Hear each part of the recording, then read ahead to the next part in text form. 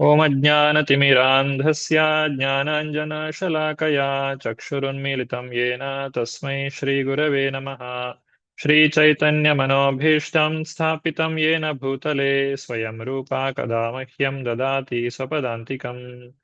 ವಂದೇಹಂ ಶ್ರೀಗುರು ಶ್ರೀಯುತಾಪದಕಮಲಂ ಶ್ರೀಗುರೂನ್ ವೈಷ್ಣವಾಂಶ್ಚ ಶ್ರೀರೂಪಂ ಸಾಗ್ರಜಾತಂ ಸಹಗಣ ರಘುನಾಥಾನ್ವಿತಂ ತಂ ಸಜೀವಂ ಸಾದ್ವೈತಂ ಸಾವಧೂತಂ ಪರಿಜನಸಹಿತಂ ಕೃಷ್ಣಚೈತನ್ಯದೇವಂ ಶ್ರೀರಾಧಾಕೃಷ್ಣಪಾದಾನ್ ಸಹಗಣಲಲಿತಾ ಶ್ರೀವಿಶಾಖಾನ್ವಿತಾಂಶ್ಚ. ಹೇ ಕೃಷ್ಣ ಕರುಣಾ ಸಿಂಧು ದೀನಬಂಧು ಜಗತ್ಪತೆ ಗೋಪೇಶ ಗೋಪಿಕಾ ಕಾಂತ ರಾಧಾಕಾಂತ ನಮೋಸ್ತುತೆ. ತಪ್ತ ಕಾಂಚನ ಗೌರಾಂಗಿ ರಾಧೆ ವೃಂದಾವನೇಶ್ವರಿ ವೃಷಭಾನುಸುತೆ ದೇವಿ ಪ್ರಣಮಾಮಿ ಹರಿಪ್ರಿಯೇ. ವಾಂಛಾಕಲ್ಪತರುಭ್ಯಶ್ಚ ಕೃಪಾ ಸಿಂಧುಭ್ಯ ಏವ ಚ ಪತಿತಾನಾಂ ಪಾವನೇಭ್ಯೋ ವೈಷ್ಣವೇಭ್ಯೋ ನಮೋ ನಮಃ. ನಮಃ ಓಂ ವಿಷ್ಣುಪಾದಾಯ ಕೃಷ್ಣಪ್ರೇಷ್ಠಾಯ ಭೂತಲೆ ಶ್ರೀಮತೆ ಭಕ್ತಿವೇದಾಂತ ಸ್ವಾಮಿನಿತಿ ನಾಮಿನೇ. ನಮಸ್ತೆ ಸಾರಸ್ವತೆ ದೇವೆ ಗೌರವಾಣಿ ಪ್ರಚಾರಿಣೆ ನಿರ್ವಿಶೇಷ ಶೂನ್ಯವಾದಿ ಪಾಶ್ಚಾತ್ಯ ದೇಶತಾರಿಣೆ. ಜಯ ಶ್ರೀ ಕೃಷ್ಣ ಚೈತನ್ಯ ಪ್ರಭೋ ನಿತ್ಯಾನಂದ ಶ್ರೀ ಅದ್ವೈತ ಗದಾಧರ ಶ್ರೀವಾಸಾದಿ ಗೌರ ಭಕ್ತ ವೃಂದ. ಹರೇ ಕೃಷ್ಣ ಕೃಷ್ಣ ಕೃಷ್ಣ ಹರೇ ಹರೇ ಹರೇ ರಾಮ ರಾಮ ರಾಮ ಹರೇ ಹರೇ. ಶ್ರೀಮದ್ ಭಾಗವತದ 4ನೇ ಸ್ಕಂದದ 11ನೇ ಅಧ್ಯಾಯ, ಯುದ್ಧ ನಿಲುಗಡೆಗೆ ಸ್ವಯಂಭುವ ಮನುವಿನ ಸಲಹೆ. ಶ್ರೀಮದ್ ಭಾಗವತ ಪುಸ್ತಕ ಇದ್ದವರು ಪುಸ್ತಕವನ್ನು ತೆರೆಯಿರಿ. ಅನುವಾದವನ್ನು ಓದುವವರು ಕೈಮೇಲೆತ್ತಬಹುದು.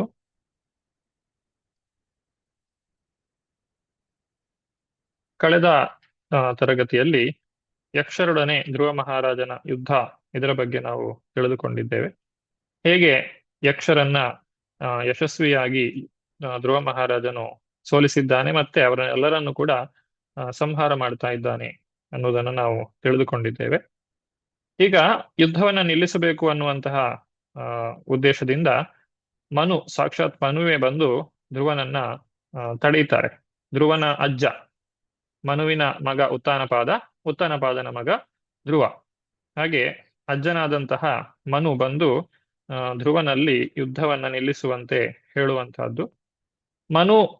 ಮನುವಿನ ಒಂದು ಬೋಧನೆಯನ್ನ ನಾವು ಈ ಅಧ್ಯಾಯದಲ್ಲಿ ಕಾಣಬಹುದು. ನಮ್ಮ ಜೀವನದಲ್ಲಿ ಬರುವಂತಹ ಅನೇಕ ಪ್ರಶ್ನೆಗಳಿಗೆ ಈ ಒಂದು ಅಧ್ಯಾಯದಲ್ಲಿ ಉತ್ತರ ಇದೆ. ಈ ಸಂಪೂರ್ಣ ಅಧ್ಯಾಯ ಮನುವಿನ ಸಲಹೆ ಅಥವಾ ಮನುವಿನ ಬೋಧನೆಯನ್ನೇ ತಿಳಿಸುವಂತಹದ್ದು. ಯಾವ ರೀತಿಯಾಗಿ ಮನು ಇದನ್ನೆಲ್ಲ ನಮಗೆ ಧ್ರುವನ ಮುಖಾಂತರವಾಗಿ ಬೋಧಿಸ್ತಾರೆ ಅನ್ನೋದನ್ನ ಈಗ ನೋಡೋಣ. ಮೊದಲನೇದಾಗಿ ಮೈತ್ರೇಯರು ನುಡಿತಾ ಇರುವಂತಹ ಮಾತು. ಮೈತ್ರೇಯ ಉವಾಚ ನಿಶಮ್ಯ ಗದತಾಮೇವಂ ಋಷೀಣಾಂ ಧನುಷಿ ಧ್ರುವ ಸಂದಧೇಸ್ತ್ರಮುಪಸ್ಪೃಶ್ಯ ಯನ್ನಾರಾಯಣ ನಿರ್ಮಿತಂ. ಸೀತಾಲಕ್ಷ್ಮಿ ಮಾತಾಜಿ. ಹರೇ ಕೃಷ್ಣ ಪ್ರಭುಜೆ. ಅನುವಾದ ಶ್ರೀಲ ಪ್ರಭುಪಾದರಿಗೆ ಜಯವಾಗಲಿ. ಮೈತ್ರೇಯರು ಹೇಳಿದರು, ನನ್ನ ಪ್ರಿಯ ವಿದುರನೇ, ಧ್ರುವ ಮಹಾರಾಜನು ಮಹರ್ಷಿಗಳ ಪ್ರೋತ್ಸಾಹಕ ನುಡಿಗಳನ್ನು ಕೇಳಿ ನೀರನ್ನು ಸ್ಪರ್ಶಿಸಿ ಆಚಮನ ಮಾಡಿದನು. ಆಮೇಲೆ ನಾರಾಯಣ ನಿರ್ಮಿತವಾದ ತನ್ನ ಬಾಣವನ್ನು ತೆಗೆದುಕೊಂಡು ಬಿಲ್ಲಿಗೆ ಹೂಡಿದನು. ಧನ್ಯವಾದಗಳು ಪ್ರಭುಜಿ. ಹರೇ ಕೃಷ್ಣ. ಹರೇ ಕೃಷ್ಣ. ತಾನೇ ಮಾಡಿದ್ದ ಒಂದು ವಿಶಿಷ್ಟ ಬಾಣವನ್ನು ನಾರಾಯಣನು ಧ್ರುವನಿಗೆ ಕೊಟ್ಟಿದ್ದನು. ಅದನ್ನ ಇಲ್ಲಿ ಧ್ರುವನು ಉಪಯೋಗ ಮಾಡ್ತಾ ಇದ್ದಾನೆ. ಭಗವಂತನಿಂದಲೇ ಪಡೆದಂತಹ ಬಾಣವನ್ನ ಧ್ರುವನು ಬಳಸ್ತಾ ಇದ್ದಾನೆ. ಆ ಬಾಣವನ್ನ ಬಿಲ್ಲಿಗೆ ಹೂಡಿ ಆತನು ಎಲ್ಲ ಯಕ್ಷರನ್ನ ಸಂಹಾರ ಮಾಡ್ತಾ ಇದ್ದಾನೆ. ಇಲ್ಲಿ ಚೈತನ್ಯ ಮಹಾಪ್ರಭುಗಳ ಉದಾಹರಣೆಯನ್ನ ಕೊಡ್ತಾರೆ. ಸಾಂಗೋಪಾಂಗಾಸ್ತ್ರ ಕೃಷ್ಣವರ್ಣಂ ತ್ವಿಷಾ ಅಕೃಷ್ಣಂ ಸಾಂಗೋಪಾಂಗಾಸ್ತ್ರ ಪಾರ್ಷದಂ. ಅಸ್ತ್ರ ಅಂತ ಹೇಳಿದ್ರೆ ಏನು? ಯಾವುದನ್ನ ನಾವು ನಾಶ ಮಾಡ್ಲಿಕ್ಕೆ ಬಳಸ್ತೇವೆ ಅದನ್ನ ಅಸ್ತ್ರ ಅಂತ ಹೇಳುವಂತಹದ್ದು. ಕಲಿಯುಗದ ಅಸ್ತ್ರ ಚೈತನ್ಯ ಮಹಾಪ್ರಭುಗಳು ಕೊಟ್ಟಿರುವಂತಹ ಅಥವಾ ಉಪಯೋಗಿಸಿರುವಂತಹ ಅಸ್ತ್ರ ಅಂತ ಹೇಳಿದ್ರೆ ಸಾಂಗೋಪಾಂಗಾಸ್ತ್ರ. ಅಂದ್ರೆ ಚೈತನ್ಯ ಮಹಾಪ್ರಭುಗಳ ಜೊತೆಯಲ್ಲಿ ಬಂದಂತಹ ಅದ್ವೈತಾಚಾರ್ಯರು, ನಿತ್ಯಾನಂದ ಪ್ರಭುಗಳು, ಗದಾಧರ ಪಂಡಿತ, ಶ್ರೀವಾಸಾಚಾರ್ಯ ಇವರೆಲ್ಲರೂ ಕೂಡ ಅಸ್ತ್ರ ಅಂತ ಹೇಳಿದ್ದಾರೆ. ಅಂದ್ರೆ ಅವರ ಮುಖಾಂತರವಾಗಿ ಹರಿನಾಮವನ್ನ ಎಲ್ಲ ಮನೆ ಮನೆಗಳಿಗೆ ತಲುಪಿಸಿ ನಮ್ಮೊಳಗಿರುವಂತಹ ರಾಕ್ಷಸರನ್ನ ಚೈತನ್ಯ ಮಹಾಪ್ರಭುಗಳು ಸಂಹಾರ ಮಾಡಿದ್ದಾರೆ. ಅಂದ್ರೆ ಆ ಭಗವಂತನ ನಾಮಕ್ಕೆ ಇರುವಂತಹ ಶಕ್ತಿಯನ್ನ ಇಲ್ಲಿ ಶ್ರೀಲ ಪ್ರಭುಪಾದರು ಭಾವಾರ್ಥದಲ್ಲಿ ವಿವರಿಸ್ತಾ ಇದ್ದಾರೆ. ಧ್ರುವನು ಈ ರೀತಿಯಾಗಿ ನಾರಾಯಣನು ಕೊಟ್ಟಂತಹ ಅಸ್ತ್ರವನ್ನ ಬಳಸಿ ಯಕ್ಷರನ್ನ ಸಂಹಾರ ಮಾಡ್ತಾ ಇದ್ದಾನೆ. ಮುಂದುವರಿಸ್ತಾ 2ನೆಯ ಶ್ಲೋಕ. ಸಂಧೀಯಮಾನ ಏತಸ್ಮಿನ್ ಮಾಯಾ ಗುಹ್ಯಕ ನಿರ್ಮಿತ ಕ್ಷಿಪ್ರಂ ವಿನೇಶು ವಿದುರ ಕ್ಲೇಶ ಜ್ಞಾನೋದಯೇ ಯಥಾ. ಶಶಿಕುಮಾರ್ ಪ್ರಭು. ಹರೇ ಕೃಷ್ಣ ಪ್ರಭುಜಿ. ಪೂರ್ಣವಾದ ಆತ್ಮಜ್ಞಾನವನ್ನು ಪಡೆದಾಗ ಲೌಕಿಕವಾದ ಎಲ್ಲ ನೋವು ನಲಿವೆಗಳು ಇಲ್ಲವಾಗುವಂತೆ ಧ್ರುವ ಮಹಾರಾಜನು ನಾರಾಯಣಾಸ್ತ್ರವನ್ನು ಧನುಸ್ಸಿಗೆ ಹೂಡಿದ ಕೂಡಲೇ ಯಕ್ಷರಿಂದ ರಚಿತವಾಗಿದ್ದ ಭ್ರಾಂತಿಯು ಶೀಘ್ರವಾಗಿ ಮಾಯ. ಹರೇ ಕೃಷ್ಣ. ಹರೇ ಕೃಷ್ಣ. ನಮ್ಮ ಜೀವನದಲ್ಲಿ ಬರುವಂತಹ ನೋವು ನಲಿವುಗಳು ಏನಿದೆ ಅದು ಒಂದು ರೀತಿಯಾದಂತಹ ಭ್ರಮೆ ಅಂತೇಳಿ ಇಲ್ಲಿ ಹೇಳ್ತಾ ಇದ್ದಾರೆ. ಭ್ರಮೆ ಅಥವಾ ಮಾಯೆ ಅಂತ ಹೇಳಿ. ಆ ಮಾಯೆಯನ್ನ ನಾಶ ಮಾಡುವುದು ಯಾವುದು? ಆತ್ಮಜ್ಞಾನ. ಪೂರ್ಣವಾದಂತಹ ಆತ್ಮಜ್ಞಾನವನ್ನ ಪಡೆದಾಗ ಆ ಮಾಯೆ ಅನ್ನುವಂತಹ ಕತ್ತಲೆ ದೂರವಾಗ್ತದೆ ಅನ್ನುವುದನ್ನ ಇಲ್ಲಿ ಹೋಲಿಕೆಯ ರೂಪದಲ್ಲಿ ತಿಳಿಸಿದ್ದಾರೆ. ಹಾಗೆ ಧ್ರುವನ ನಾರಾಯಣಾಸ್ತ್ರದ ಒಂದು ಬಲದಿಂದ ಯಕ್ಷರು ರಚಿಸಿದ್ದಂತಹ ಆ ಮಾಯೆಯು ಸಂಪೂರ್ಣವಾಗಿ ನಾಶವಾಯಿತು. ಕೃಷ್ಣನು ಸೂರ್ಯನಂತೆ. ಕೃಷ್ಣ ಸೂರ್ಯ ಸಮ ಮಾಯಹಯ ಅಂಧಕಾರ ಜಹಾ ಕೃಷ್ಣ ತಾಹನಾಹಿ ಮಾಯಾರ ಅಧಿಕಾರ. ಎಲ್ಲಿ ಕೃಷ್ಣ ಪ್ರಜ್ಞೆ ಇರ್ತದೋ ಅಲ್ಲಿ ಮಾಯೆಗೆ ಅಧಿಕಾರ ಇರುವುದಿಲ್ಲ. ಅಥವಾ ಜನರು ಅನಾವಶ್ಯಕವಾಗಿ ಜಗಳವಾಡುವುದು ಅಥವಾ ಕಷ್ಟಪಡುವಂತಹದ್ದು ಅಥವಾ ಅವುಗಳಿಗೋಸ್ಕರ ಮನಸ್ಸಿನಲ್ಲಿ ಗೊಂದಲಕ್ಕೆ ಈಡಾಗುವುದು ಇತ್ಯಾದಿಗಳೆಲ್ಲ ದೂರವಾಗ್ತದೆ ಯಾವಾಗ ಕೃಷ್ಣನು ನಮ್ಮ ಜೀವನದಲ್ಲಿ ಪ್ರವೇಶಿಸಿದಾಗ. ಮುಂದುವರಿಸ್ತಾ 3ನೆಯ ವಿಚಾರ ಇಲ್ಲಿ ಮೈತ್ರೇಯರು ನುಡಿಯುತ್ತಾ ಇರುವಂತಹ ವಿಚಾರ. ತಸ್ಯಾರ್ಶಾಸ್ತ್ರಂ ಧನುಷಿ ಪ್ರಯುಂಜತಃ ಸುವರ್ಣ ಪುಂಖ ಕಲಹಂಸ ವಾಸಸ ವಿನಿಸೃತ ಆವಿವಿಶುದ್ವಿಷದ್ಬಲಂ ಯಥಾ ವನಂ ಭೀಮರವಾ ಶಿಖಂಡಿನಃ. ಉಮಾ ಕುಲಕರ್ಣಿ ಮಾತಾಜಿ. ಹರೇ ಕೃಷ್ಣ ಮಾತಾಜಿ. ಪ್ರಭುಜಿ. ಎಸ್. ಅನುವಾದ ಪ್ರಪಾದಿದೆ. ಧ್ರುವ ಮಹಾರಾಜನು ನಾರಾಯಣ ಋಷಿಯಿಂದ ನಿರ್ಮಿತವಾದ ಅಸ್ತ್ರವನ್ನು ಧನುಸ್ಸಿಗೆ ಹೂಡುತ್ತಿದ್ದಂತೆಯೇ ಅದರಿಂದ ಚಿನ್ನದ ಕಾಂಡವುಳ್ಳ ಹಂಸದ ರೆಕ್ಕೆಗಳಂತಹ ಪುಕ್ಕಗಳುಳ್ಳ ಬಾಣಗಳು ಹೊರಹೊಮ್ಮಿದವು. ಅವು ಕೇಕಧ್ವನಿಯ ತುಮುಲ ಶಬ್ದದೊಡನೆ ಕಾಡನ್ನು ಪ್ರವೇಶಿಸುವ ನವಿಲುಗಳಂತೆ ಬುಸುಗುಟ್ಟುವ ಭಾರಿ ಶಬ್ದದೊಡನೆ ಶತ್ರು ಸೈನಿಕರ ದೇಹದೊಳಕ್ಕೆ ಹೊಕ್ಕವು. ಹರೇ ಕೃಷ್ಣ ಪ್ರಭುಜಿ. ಹರೇ ಕೃಷ್ಣ. ಇಲ್ಲಿ ಮತ್ತೆ ಸಾದೃಶ್ಯವನ್ನ ಬಳಸಿದ್ದಾರೆ. ಚಿನ್ನದ ಕಾಂಡವುಳ್ಳ ಹಂಸದ ರೆಕ್ಕೆಗಳಂತಹ ಪುಕ್ಕಗಳುಳ್ಳ ಬಾಣಗಳು ಅಂತ ಹೇಳಿದ್ದಾರೆ. ಈ ಬಾಣಗಳನ್ನ ಯಾವುದಕ್ಕೆ ಹೋಲಿಸಿದ್ದಾರೆ? ನವಿಲುಗಳಿಗೆ ಹೋಲಿಸಿದ್ದಾರೆ. ನವಿಲುಗಳು ಹಾರಿಕೊಂಡು ಹೋಗಿ ಏನನ್ನ ಪ್ರವೇಶಿಸ್ತವೆ? ಅವುಗಳು ಈ ಕಾಡನ್ನ ಪ್ರವೇಶ ಮಾಡ್ತವೆ ಅಥವಾ ಗಿಡದ ಪೊದೆಗಳನ್ನ ಪ್ರವೇಶ ಮಾಡ್ತವೆ. ಅದೇ ರೀತಿ ಈ ಚಿನ್ನದ ಕಾಂಡವುಳ್ಳಂತಹ ಬಾಣಗಳು ಯಾವುದನ್ನ ಪ್ರವೇಶ ಮಾಡ್ತಾ ಇವೆ? ಶತ್ರು ಸೈನಿಕರ ದೇಹವನ್ನ ಪ್ರವೇಶ ಮಾಡ್ತಾ ಇವೆ. ಈ ರೀತಿ ಒಂದು ಸಾದೃಶ್ಯದ ಮುಖಾಂತರವಾಗಿ ಬಹಳ ಸಲೀಸಾಗಿ, ಹೇಗೆ ನವಿಲು ಕಾಡನ್ನು ಪ್ರವೇಶಿಸ್ಲಿಕ್ಕೆ ಬಹಳ ಕಷ್ಟಪಡಬೇಕಾಗಿಲ್ಲ, ಸುಲಭವಾಗಿ ಪ್ರವೇಶಿಸ್ತದೆ, ಅದೇ ರೀತಿ ಈ ಒಂದು ಬಾಣಗಳು ಶತ್ರುಗಳ ಶರೀರವನ್ನ ಪ್ರವೇಶ ಮಾಡ್ತಾ ಇವೆ, ಹಾಗೆ ಅವರನ್ನೆಲ್ಲ ಸಂಹಾರ ಮಾಡ್ತಾ ಇದೆ. ಮುಂದುವರಿಸ್ತಾ 4ನೆಯ ಶ್ಲೋಕ. ತೈಸ್ತಿಗ್ಮಧಾರೈ ಪ್ರಧನೆ ಶಿಲಿಮುಖೈ ರಿತಸ್ತತಾ ಪುಣ್ಯ ಜನ ಉಪದ್ರುತ ತಮಭ್ಯಧಾವನ್ ಕುಪಿತಾಯುಧಾಯುಧ ಸುಪರ್ಣ ಮುನ್ನದ್ಧ ಫಣ ಇವಾಹಯಃ. ಚಂದ್ರಿಕಾ ಮಾತಾಜಿ.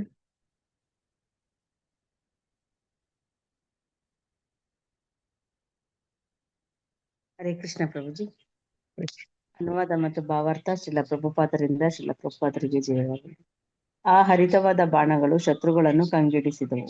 ಅವರು ಹೆಚ್ಚಿನ ಮಟ್ಟಿಗೆ ಪ್ರಜ್ಞಾಶೂನ್ಯರಾದರು.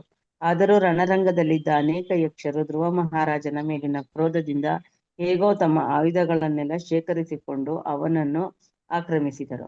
ಗರುಡನಿಂದ ಕೆರಳಿಸಲ್ಪಟ್ಟ ಹಾವುಗಳು ಹೆಡೆಗಳನ್ನು ಬಿಚ್ಚಿ ಅವನ ಮೇಲೆ ಎರಗುವಂತೆ ಧ್ರುವ ಮಹಾರಾಜನನ್ನು ಪರಾಜಯಗೊಳಿಸಲು ಯಕ್ಷರೆಲ್ಲ ತಮ್ಮ ಆಯುಧಗಳನ್ನು ಎತ್ತಿ ಹಿಡಿದು ಸನ್ನದ್ಧರಾದರು. ಹರೇ ಕೃಷ್ಣ. ಹರೇ ಕೃಷ್ಣ. ಇಲ್ಲಿ ಕೊಟ್ಟಿರುವಂತಹ ಸಾದೃಶ್ಯ ಯಾವ ರೀತಿಯಾಗಿದೆ? ಗರುಡ ಒಬ್ಬನೇ. ಗರುಡನನ್ನ ಎದುರಿಸ್ಲಿಕ್ಕೆ ಬಂದಂತಹ ಹಾವುಗಳು ಬಹಳಷ್ಟಿವೆ. ಆ ಹಾವುಗಳೆಲ್ಲ ಹೆಡೆಬಿಚ್ಚಿ ಗರುಡನ ಮೇಲೆ ಎರಗ್ತಾ ಇದೆ. ಆದ್ರೆ ಏನು ಪ್ರಯೋಜನ? ಹಾವುಗಳಿಂದ ಏನು ಕೂಡ ಮಾಡ್ಲಿಕ್ಕೆ ಸಾಧ್ಯ ಇಲ್ಲ. ಯಾಕಂದ್ರೆ ಎದುರಿಗೆ ನಿಂತಿರುವುದು ಗರುಡ. ಗರುಡನಿಗೆ ಹಾವುಗಳಿಂದ ಏನು ಅಪಾಯ ಬರುವುದಿಲ್ಲ. ಅದೇ ರೀತಿಯಾಗಿ ಧ್ರುವನು ಎಷ್ಟೊಂದು ಶಕ್ತಿಶಾಲಿಯಾಗಿದ್ದ ಅಂತ ಹೇಳಿದ್ರೆ, ಅದಷ್ಟೊಂದು ಸಂಖ್ಯೆಯಲ್ಲಿದ್ದಂತಹ ಯಕ್ಷರು ಅವನಿಗೇನು ಮಾಡ್ಲಿಕ್ಕಾಗ್ಲಿಲ್ಲ. ತಮ್ಮಲ್ಲಿದ್ದ ಎಲ್ಲಾ ಆಯುಧಗಳನ್ನ ಶೇಖರಿಸಿಕೊಂಡು ಅವನ ಮೇಲೆ ಆಕ್ರಮಣವನ್ನ ಮಾಡ್ತಾ ಇದ್ದಾರೆ. ಆದ್ರೆ ಅದು ಧ್ರುವನ ಮೇಲೆ ಪರಿಣಾಮವನ್ನ ಬೀರ್ತಾ ಇಲ್ಲ. ಧ್ರುವನು ತನ್ನ ಯುದ್ಧವನ್ನ ಮುಂದುವರಿಸ್ತಾ ಇದ್ದಾನೆ. ಸತಾನ್ ಪೃಷತೈತ್ಕರಭಿಧಾವತೋ ಮೃಧೇ ನಿಕೃತ್ತ ಬಾಹೂರು ಶಿರೋಧರೋಧರಾನ್ ನಿನಾಯ ಲೋಕಂ ಪರಮರ್ಕಮಂಡಲಂ ವ್ರಜಂತಿ ನಿರ್ಭಿದ್ಯ ಯಮೂರ್ಧ್ವರೇತಸಃ. ಕವಿತಾ ಮಾತಾಜಿ.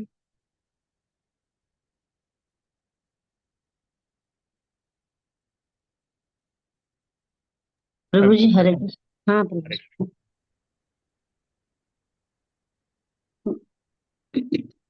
5. ಹಾ ಹಾ ಪ್ರಭುಜಿ. ಹರೇ ಕೃಷ್ಣ. ಪ್ರಣಾಮ ಪ್ರಭುಜಿ.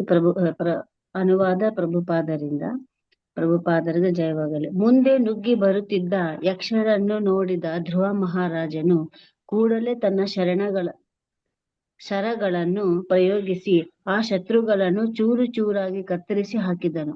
ಅವರ ತೋಲು, ಕಾಲು, ತಲೆ ಮತ್ತು ಹೊಟ್ಟೆಗಳನ್ನು ಅವರ ಶರೀರದಿಂದ ಬೇರ್ಪಡಿಸಿದನು. ತಮ್ಮ ವೀರ್ಯವನ್ನೆಂದು ಸ್ಖಲಿಸಿದ ಅತ್ಯುತ್ತಮ ಬ್ರಹ್ಮಚಾರಿಗಳಿಗೆ ಮಾತ್ರ ಲಭ್ಯವಾದ ಸೂರ್ಯ ಗೋಳಕ್ಕಿಂತ ಮೇಲಿರುವ ಸೂರ್ಯಲೋಕಕ್ಕೆ ಆ ಯಕ್ಷರನ್ನೆಲ್ಲ ಕಳುಹಿಸಿದನು. ಹರೇ ಕೃಷ್ಣ. ಹರೇ ಕೃಷ್ಣ. ಇಲ್ಲಿ ಮತ್ತೊಂದು ಸಾದೃಶ್ಯವನ್ನ ಅಥವಾ ಒಂದು ವಿಚಾರವನ್ನ ತಿಳಿಸ್ತಾ ಇದ್ದಾರೆ. ಧ್ರುವನಿಂದ ಹತರಾದಂತಹ ಈ ಯಕ್ಷರು ಎಲ್ಲಿಗೆ ಹೋದ್ರು, ಅವರು ಯಾವ ಒಂದು ಪರಿಣಾಮವನ್ನ ಪಡೆದರು ಅಂತ ನೋಡಿದ್ರೆ, ಅವರು ಉತ್ತಮ ಗತಿಯನ್ನ ಪಡೆದರು. ಸೂರ್ಯಗೋಳಕ್ಕಿಂತ ಮೇಲಿರುವ ಗ್ರಹಲೋಕ ಅಂದ್ರೆ ಸತ್ಯಲೋಕ, ಬ್ರಹ್ಮಲೋಕಕ್ಕೆ ಅವರು ಹೋದರು ಅಂತ ಹೇಳಿ ಇಲ್ಲಿ ಹೇಳ್ತಾ ಇದ್ದಾರೆ. ಅಂದ್ರೆ ಅಂತಹ ಉತ್ತಮ ಗತಿಯು ಅವರಿಗೆ ದೊರಕಿತು. ಯಾಕಂದ್ರೆ ಯುದ್ಧರಂಗದಲ್ಲಿ ಯಾರು ವೀರಾವೇಶದಿಂದ ಹೋರಾಡಿ ಮಡಿತಾರೋ ಅವರಿಗೆ ಸ್ವರ್ಗಲೋಕ ಮತ್ತು ಇತರ ಅನೇಕ ಉನ್ನತ ಲೋಕಗಳು ಪ್ರಾಪ್ತವಾಗ್ತವೆ. ಅದೇ ರೀತಿ ಯಾರು ಭಗವಂತನಿಂದ ಸಂಹರಿಸಲ್ಪಡ್ತಾರೋ ಅವರು ಕೂಡ ಉನ್ನತ ಗತಿಯನ್ನ ಪಡೆಯುತ್ತಾರೆ ಅಂತ ಹೇಳಿ ಹೇಳ್ತಾರೆ. ಹಾಗಾದ್ರೆ ಇಲ್ಲಿ ಅವರೆಲ್ಲರೂ ಕೂಡ ವೈಕುಂಠಕ್ಕೆ ಹೋದ್ರ ಅಂತ ಕೇಳಿದ್ರೆ ಇಲ್ಲ. ಅವರಿಗೆ ವೈಕುಂಠ ಪ್ರಾಪ್ತಿ ಆಯ್ತು ಅಂತೇಳಿ ಇಲ್ಲಿ ಹೇಳುವುದಿಲ್ಲ. ಆದ್ರೆ ಅವರಿಗೆ ಉನ್ನತ ಗತಿ ಪ್ರಾಪ್ತಿ ಆಯ್ತು. ಅಂದ್ರೆ ಈಗ ಇರುವ ಪರಿಸ್ಥಿತಿ ಏನಿದೆ ಅದಕ್ಕಿಂತ ಉನ್ನತವಾದಂತಹ ಸ್ಥಾನವು ಅವರಿಗೆ ಲಭ್ಯವಾಯಿತು. ಅಲ್ಲಿಂದ ಮತ್ತೆ ಭಗವಂತನ ಧಾಮಕ್ಕೆ ಹೋಗ್ಲಿಕ್ಕೆ ಅವರು ಪ್ರಯತ್ನವನ್ನ ಪಡಬಹುದು. ಅವರು ಇಚ್ಛಿಸಿದ್ರೆ ಭಗವಂತನ ಧಾಮಕ್ಕೆ ಕೂಡ ಹೋಗಬಹುದು. ಉನ್ನತ ಜೀವಿಗಳ ಒಂದು ಸಂಘ ಅವರಿಗೆ ದೊರಕುತ್ತದೆ. ಅಂತಹ ಸತ್ಯಲೋಕಕ್ಕೆ ಅವರಿಗೆ ಹೋಗುವಂತಹ ಅವಕಾಶ ದೊರಕಿತು. ಹಾಗೆ ಭಗವಂತನಿಂದಾಗ್ಲಿ ಅಥವಾ ಭಗವಂತನ ಭಕ್ತರಿಂದಾಗ್ಲಿ ಈ ರೀತಿಯಾದಂತಹ ಸಂಹಾರಕ್ಕೆ ಒಳಗಾದಂತಹ ಜನರಿಗೆ ಉನ್ನತ ಗತಿ ಪ್ರಾಪ್ತಿಯಾಗ್ತದೆ ಅಂತ ಹೇಳಿ ಇಲ್ಲಿ ಹೇಳಿದ್ದಾರೆ. ಹಾಗೆ ಒಬ್ಬ ರಾಜನಿಂದ ಹತನಾದಂತಹ ಒಬ್ಬ ಕೊಲೆಗಾರನಿಗೂ ಕೂಡ ಅದು ಲಾಭದಾಯಕವೇ ಆಗಿರುತ್ತದೆ. ಯಾಕಂದ್ರೆ ಕೊಲೆ ಮಾಡಿದಂತಹ ತಪ್ಪಿಗೆ ಅವನು ನರಕಕ್ಕೆ ಹೋಗಿ ಶಿಕ್ಷೆಯನ್ನ ಅನುಭವಿಸಬೇಕಾಗ್ತದೆ. ಆದ್ರೆ ಈ ಪ್ರಪಂಚದಲ್ಲಿರ್ಬೇಕಾದ್ರೇನೆ ಅವನಿಗೆ ಮರಣದಂಡನೆಯು ದೊರಕಿದರೆ ಅದರಿಂದ ಅವನು ಮಾಡಿದಂತಹ ಪಾಪದ ಆ ಕರ್ಮದ ಫಲ ಏನಿದೆ ಅದು ಕಡಿಮೆಯಾಗ್ತದೆ ಅಂತ ಹೇಳಿ ಇಲ್ಲಿ ಹೇಳ್ತಾರೆ. ಇನ್ನು ಬ್ರಹ್ಮಲೋಕಕ್ಕೆ ಹೋಗ್ಬೇಕು ಅಂತ ಹೇಳಿದ್ರೆ ಇರಬೇಕಾದಂತಹ ಅರ್ಹತೆ ಊರ್ಧ್ವರೇತಸ ಅಂತ ಹೇಳ್ತಾರೆ. ಅಂದ್ರೆ ಎಂದೂ ವೀರ್ಯ ಸ್ಖಲನವಾಗದ ಬ್ರಹ್ಮಚಾರಿಗಳು ಯಾರು ತಮ್ಮ ವೀರ್ಯವನ್ನ ವ್ಯರ್ಥವಾಗಿ ಕಳೆಯುವುದಿಲ್ಲವೋ ಅಂತಹ ಕಟ್ಟುನಿಟ್ಟಾದಂತಹ ಬ್ರಹ್ಮಚರ್ಯವನ್ನ ಪಾಲನೆ ಮಾಡುವಂತಹ ಜನರು ಈ ಬ್ರಹ್ಮಲೋಕಕ್ಕೆ ಹೋಗುವಂತಹ ಒಂದು ಅವಕಾಶವನ್ನ ಪಡೆಯುತ್ತಾರೆ. ಬ್ರಹ್ಮಚರ್ಯದ ಪ್ರಾಮುಖ್ಯತೆಯನ್ನು ಕೂಡ ಪ್ರಭುಪಾದರು ಇಲ್ಲಿ ಹೇಳ್ತಾರೆ. ಬ್ರಹ್ಮಚರ್ಯ ಅನ್ನುವಂಥದ್ದು ಎಷ್ಟೊಂದು ಮುಖ್ಯ ಅಂತ ಹೇಳಿದ್ರೆ, ವೇದೋಕ್ತವಾದ ವ್ರತ ತಪಸ್ಸು ಹಾಗೂ ಯಜ್ಞಯಾಗಾದಿಗಳನ್ನು ಮಾನವನು ಆಚರಿಸದೇ ಇದ್ದರೂ ಈ ರೀತಿಯಾದಂತಹ ಬ್ರಹ್ಮಚರ್ಯವನ್ನ ಪಾಲನೆ ಮಾಡುವುದರಿಂದಾಗಿ ಅವನು ಸತ್ಯಲೋಕಕ್ಕೆ ಹೋಗುವಂತಹ ಅವಕಾಶವನ್ನು ಪಡೀತಾನೆ. ಹಾಗಾದರೆ ವೈಕುಂಠಕ್ಕೆ ಹೋಗ್ಬೇಕಾದ್ರೆ ಏನು ಅರ್ಹತೆ? ಭಗವಂತನಲ್ಲಿ ಭಕ್ತಿ ಮಾಡಬೇಕು. ನಾವು ಭಕ್ತಿಯನ್ನ ಮಾಡಿದ್ರೆ ಮಾತ್ರ ವೈಕುಂಠಕ್ಕೆ ಹೋಗಬಹುದು. ಈ ರೀತಿಯಾಗಿ ತಪಸ್ಸು, ಯಜ್ಞ, ಯಾಗಾದಿಗಳನ್ನ ಮಾಡುವುದರಿಂದ ಅಥವಾ ಬ್ರಹ್ಮಚರ್ಯವನ್ನ ಪಾಲನೆ ಮಾಡುವುದರಿಂದ ನಾವು ಬ್ರಹ್ಮಲೋಕಕ್ಕೆ ಹೋಗಬಹುದು. ಆದ್ರೆ ಅಲ್ಲಿಂದಲೂ ಕೂಡ ಪತನವಾಗುವಂತಹ ಅವಕಾಶಗಳು ಇರ್ತವೆ. ಈ ರೀತಿ ಆ ಬ್ರಹ್ಮಚರ್ಯದ ಒಂದು ಮಹತ್ವವನ್ನ ಇಲ್ಲಿ ತಿಳಿಸ್ತಾ ಇದ್ದಾರೆ. ಹಾಗೆ ದೃಢ ನಿಗಮವನ್ನ ಪಾಲಿಸುವಂತಹ ಸನ್ಯಾಸಿಗಳನ್ನ ಇಲ್ಲಿ ಊರ್ಧ್ವರೇತಸರಿಗೆ ಉದಾಹರಣೆಯನ್ನಾಗಿ ಕೊಟ್ಟಿದ್ದಾರೆ. ಹಾಗೂ ಭಗವಂತನ ಲೋಕಕ್ಕೆ ಹೋಗ್ಲಿಕ್ಕೆ, ಮೋಕ್ಷವನ್ನ ಪಡೀಬೇಕಂತ ಹೇಳಿದ್ರೆ ಭಕ್ತಿ ಸೇವೆಯೇ ಮುಖ್ಯವಾದದ್ದು. ಹರಿಂ ವಿನಾ ನ ಸ್ಮೃತಿಂ ತರಂತಿ. ನಾವು ಬೇರೆ ಯಾವ ದಾರಿಯಿಂದಲೂ ಕೂಡ ಭಗವಂತನ ಧಾಮಕ್ಕೆ ಹೋಗ್ಲಿಕ್ಕೆ ಸಾಧ್ಯವಾಗುವುದಿಲ್ಲ. ಹಾಗೆ ಇನ್ನೊಂದು ರೀತಿಯಲ್ಲಿ ಹೇಳಬೇಕು ಅಂತ ಹೇಳಿದ್ರೆ, ಬ್ರಹ್ಮಚರ್ಯವನ್ನ ಪಾಲನೆ ಮಾಡಬೇಕು ಅಂತ ಹೇಳಿದ್ರು ಭಕ್ತಿಯನ್ನ ಮಾಡಿದ್ರೆ ಅದು ಸುಲಭ ಸಾಧ್ಯವಾಗ್ತದೆ. ಇಲ್ಲ ಅಂತ ಹೇಳಿದ್ರೆ ನಾವು ವಿಶ್ವಾಮಿತ್ರರಂತಹ ಉದಾಹರಣೆಗಳನ್ನ ಕಾಣಬಹುದು. ನಮ್ಮ ಹೃದಯದಲ್ಲಿ ಭೌತಿಕವಾದಂತಹ ಕಲ್ಮಶಗಳನ್ನ ಇರಿಸಿಕೊಂಡಾಗ ಪ್ರಲೋಭನೆಗಳು ಬಂದ ಕೂಡಲೇ ನಾವು ದಾರಿ ತಪ್ಪುವಂತಹ ಸಾಧ್ಯತೆಗಳು ಇರ್ತವೆ. ಆದ್ರೆ ಪರಂ ದೃಷ್ಟ್ವಾ ನಿವರ್ತತೆ, ಯಾವಾಗ ನಮ್ಮ ಹೃದಯ ಸಂಪೂರ್ಣವಾಗಿ ಭಗವಂತನಿಂದ ಆಕರ್ಷಿತವಾಗಿರ್ತದೋ ಆಗ ಬ್ರಹ್ಮಚರ್ಯ ಪಾಲನೆ ಅನ್ನುವಂಥದ್ದು ಬಹಳ ಸುಲಭವಾಗಿ ನಡೆಸಲಿಕ್ಕೆ ಸಾಧ್ಯವಾಗ್ತದೆ. ಜೀವನದ ಮೂಲ ಧ್ಯೇಯವನ್ನ ಯಾರು ಅರ್ಥ ಮಾಡಿಕೊಂಡಿರ್ತಾರೆ ಮತ್ತೆ ಅದಕ್ಕೆ ಸರಿಯಾಗಿ ಆ ದಾರಿಯಲ್ಲಿ ನಡೆಯುತ್ತಾರೋ ಅವರಿಗೆ ಈ ಇತರ ವಿಚಾರಗಳು ಅಂದ್ರೆ ತಪಸ್ಸು, ವ್ರತ, ಯಜ್ಞ, ಯಾಗಾದಿಗಳು ಮತ್ತು ಬ್ರಹ್ಮಚರ್ಯ ಪಾಲನೆ ಎಲ್ಲದರ ಫಲವನ್ನು ಕೂಡ ನಾವು ಭಗವಂತನಲ್ಲಿ ಆ ಒಂದು ಭಕ್ತಿಯನ್ನ ಮಾಡುವ ಮುಖಾಂತರವಾಗಿ ಪಡೆಯಲಿಕ್ಕೆ ಸಾಧ್ಯವಾಗ್ತದೆ. ಈಗ ಈ ಒಂದು ಶ್ಲೋಕದಲ್ಲಿ ತಿಳಿಸಿರುವಂತೆ ಯಕ್ಷರ ಯಾವ ಪ್ರಯತ್ನದಿಂದಲೂ ಕೂಡ ಅವರಿಗೆ ಧ್ರುವನನ್ನ ನಿಲ್ಲಿಸ್ಲಿಕ್ಕೆ ಅಥವಾ ತಡೀಲಿಕ್ಕೆ ಸಾಧ್ಯವಾಗ್ತಾ ಇಲ್ಲ. ಧ್ರುವನು ಬಹಳ ಸುಲಭವಾಗಿ ಎಲ್ಲರನ್ನು ಕೂಡ ಸಂಹಾರ ಮಾಡ್ತಾ ಇದ್ದಾನೆ. ಹೇಗೆ ಒಂದು ನವಿಲು ಕಾಡನ್ನು ಪ್ರವೇಶಿಸುವ ರೀತಿಯಲ್ಲಿ ಅಷ್ಟೊಂದು ಸುಲಭವಾಗಿ ಎಲ್ಲ ಯಕ್ಷರನ್ನ ಸಹಸ್ರಾರು ಯಕ್ಷರನ್ನ ಅವನು ಸಂಹಾರ ಮಾಡ್ತಾ ಇದ್ದಾನೆ. ಆ ಒಂದು ಸಂದರ್ಭದಲ್ಲಿ ಅಲ್ಲಿ ಬಂದವರೇ ಸ್ವಯಂಭುವಮನು ಬಂದು ಧ್ರುವನನ್ನ ಆ ಒಂದು ಕಾರ್ಯವನ್ನ ನಿಲ್ಲಿಸುವಂತೆ ಹೇಳ್ತಾರೆ. ಯಾಕೆ ಈ ರೀತಿಯಾಗಿ ಸಂಹಾರವನ್ನ ಮಾಡ್ತಾ ಇದ್ದೀಯಾ? ಯಾರು ನಿನ್ನ ತಮ್ಮನನ್ನ ಕೊಂದವರು? ನೀನು ಇವರನ್ನ ಯಾಕೆ ಸಾಯಿಸ್ತಾ ಇದ್ದೀಯಾ? ಇದರ ಹಿಂದೆ ನಿನ್ನ ಉದ್ದೇಶ ಏನಿದೆ? ಕ್ರೋಧಾವಿಷ್ಟನಾಗಿ ಯಾಕೆ ಕೆಲಸವನ್ನ ಮಾಡ್ತಾ ಇದ್ದೀಯಾ? ಯಾಕಂದ್ರೆ ನಾವು ಕೆಲವೊಮ್ಮೆ ಸಿಟ್ಟು ಬಂದಾಗ ನಮಗೆ ಯಾರಿಂದ ಸಿಟ್ಟು ಬಂದಿದೆ ಅನ್ನೋದನ್ನ ನೋಡುದಿಲ್ಲ, ಎದುರಿಗೆ ಯಾರೆಲ್ಲ ಸಿಗ್ತಾರೋ ಅವರೆಲ್ಲರಿಗೂ ಕೂಡ ನಮ್ಮ ಕೋಪವನ್ನು ತೋರಿಸಿ ಬಿಡ್ತೇವೆ. ಆ ರೀತಿಯಾಗಿ ಇಲ್ಲಿ ಧ್ರುವ ಮಹಾರಾಜನ ಒಂದು ಕಾರ್ಯವನ್ನ ನಾವು ಕಾಣ್ತಾ ಇದ್ದೇವೆ. ಹಾಗಾಗಿ ಒಬ್ಬನಿಂದ ಆದಂತಹ ಈ ಒಂದು ಸಮಸ್ಯೆಗೆ ಎಲ್ಲರನ್ನೂ ಯಾಕೆ ನೀನು ಸಾಯಿಸ್ತಾ ಇದ್ದೀಯಾ? ಇದು ಸ್ವಯಂಭವ ಮನುವಿನ ಮಾತಿನ ತಾತ್ಪರ್ಯ. ಆದ್ರೆ ಮನುವು ನಮಗೆ ಈ ಕರ್ಮದ ವಿಚಾರವಾಗಿ ಬಹಳಷ್ಟು ವಿಚಾರಗಳನ್ನ ತಿಳಿಸ್ತಾರೆ. ಕಾರ್ಯವನ್ನ ಯಾರು ಮಾಡುವುದು, ಅದರ ಫಲ ಯಾವ ರೀತಿಯಾಗಿ ಬರ್ತದೆ, ಇದರನ್ನೆಲ್ಲ ಇಲ್ಲಿ ಮನುವಿನ ಒಂದು ಉಪದೇಶದಿಂದ ನಾವು ಮುಂದಿನ ಶ್ಲೋಕಗಳಲ್ಲಿ ತಿಳಿದುಕೊಳ್ಳಲಿಕ್ಕಿದ್ದೇವೆ. ಈಗ ಮನುವಿನ ಮಾತುಗಳು, ಮನುವಿನ ಒಂದು ಪ್ರವೇಶ. ತಾನ್ ಹನ್ಯಮಾನಾನಿ ಭಿವೀಕ್ಷ ಗುಹ್ಯಕ ನಾನಾಗ ಸಚ್ಚಿತ್ರಥೇನ ಭೂರಿಶ ಔತ್ತಾನಪಾದಿಂ ಕೃಪಯಾ ಪಿತಾಮಹೋ ಮನುರ್ಜಗಾದೋಪಗತ ಸಹರ್ಷಿಭಿಃ.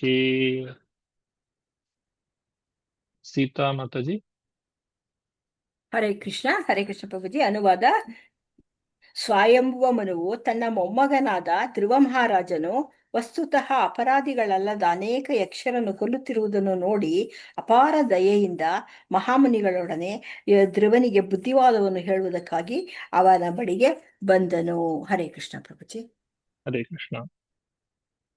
ಮುಂದುವರಿಸ್ತಾ ಮನು ಈಗ ಧ್ರುವನಲ್ಲಿ ಮಾತುಗಳನ್ನ ಈ ರೀತಿಯಾಗಿ ಹೇಳ್ತಾನೆ. ಅಲಂ ವತ್ಸಾತಿರೋಷೇಣ ತಮೋದ್ವಾರೇಣ ಪಾಪ್ಮನ ಯೇನ ಪುಣ್ಯ ಜನಾನೇತಾನವಧೀಸ್ತ್ವಮನಾಗಸಃ. ವರದ ಮಾತಾಜಿ.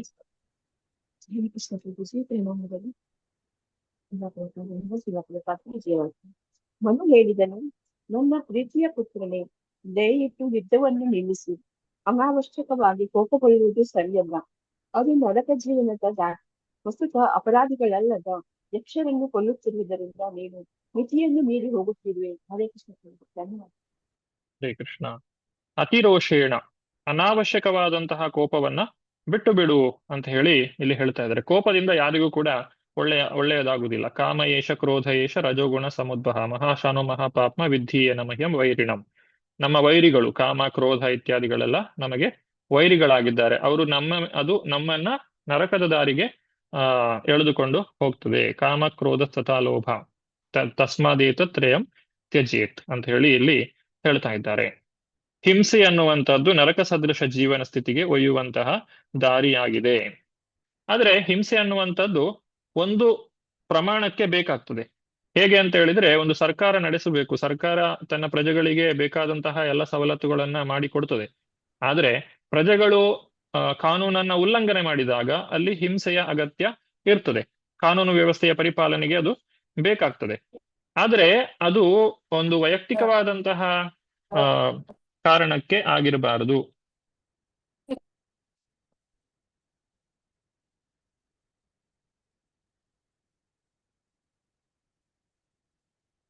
ಯಾರು ಕೂಡ ತಮ್ಮ ವೈಯಕ್ತಿಕ ಕಾರಣಗಳಿಗೋಸ್ಕರ ಇನ್ನೊಬ್ಬರ ಮೇಲೆ ಕ್ರೋಧವನ್ನ ತೋರಿಸಬಾರದು ಅಂತ ಹೇಳಿ ಇಲ್ಲಿ ಹೇಳ್ತಾ ಇದ್ದಾರೆ. ಹಾಗೂ ಇನ್ನೊಂದು ಕಾರಣವನ್ನ ಹೇಳ್ತಾರೆ, ಯಾಕೆ ಜನರು ಹಿಂಸೆಗೆ ಒಳಗಾಗ್ತಾರೆ. ನಾವೀಗ ನೋಡ್ಬೋದು, ಭೂಕಂಪಗಳು ಅಥವಾ ಸುನಾಮಿ ಇತ್ಯಾದಿಗಳೆಲ್ಲ ಬಂದು ಜನರೆಲ್ಲ ಸಾಯ್ತಾರೆ.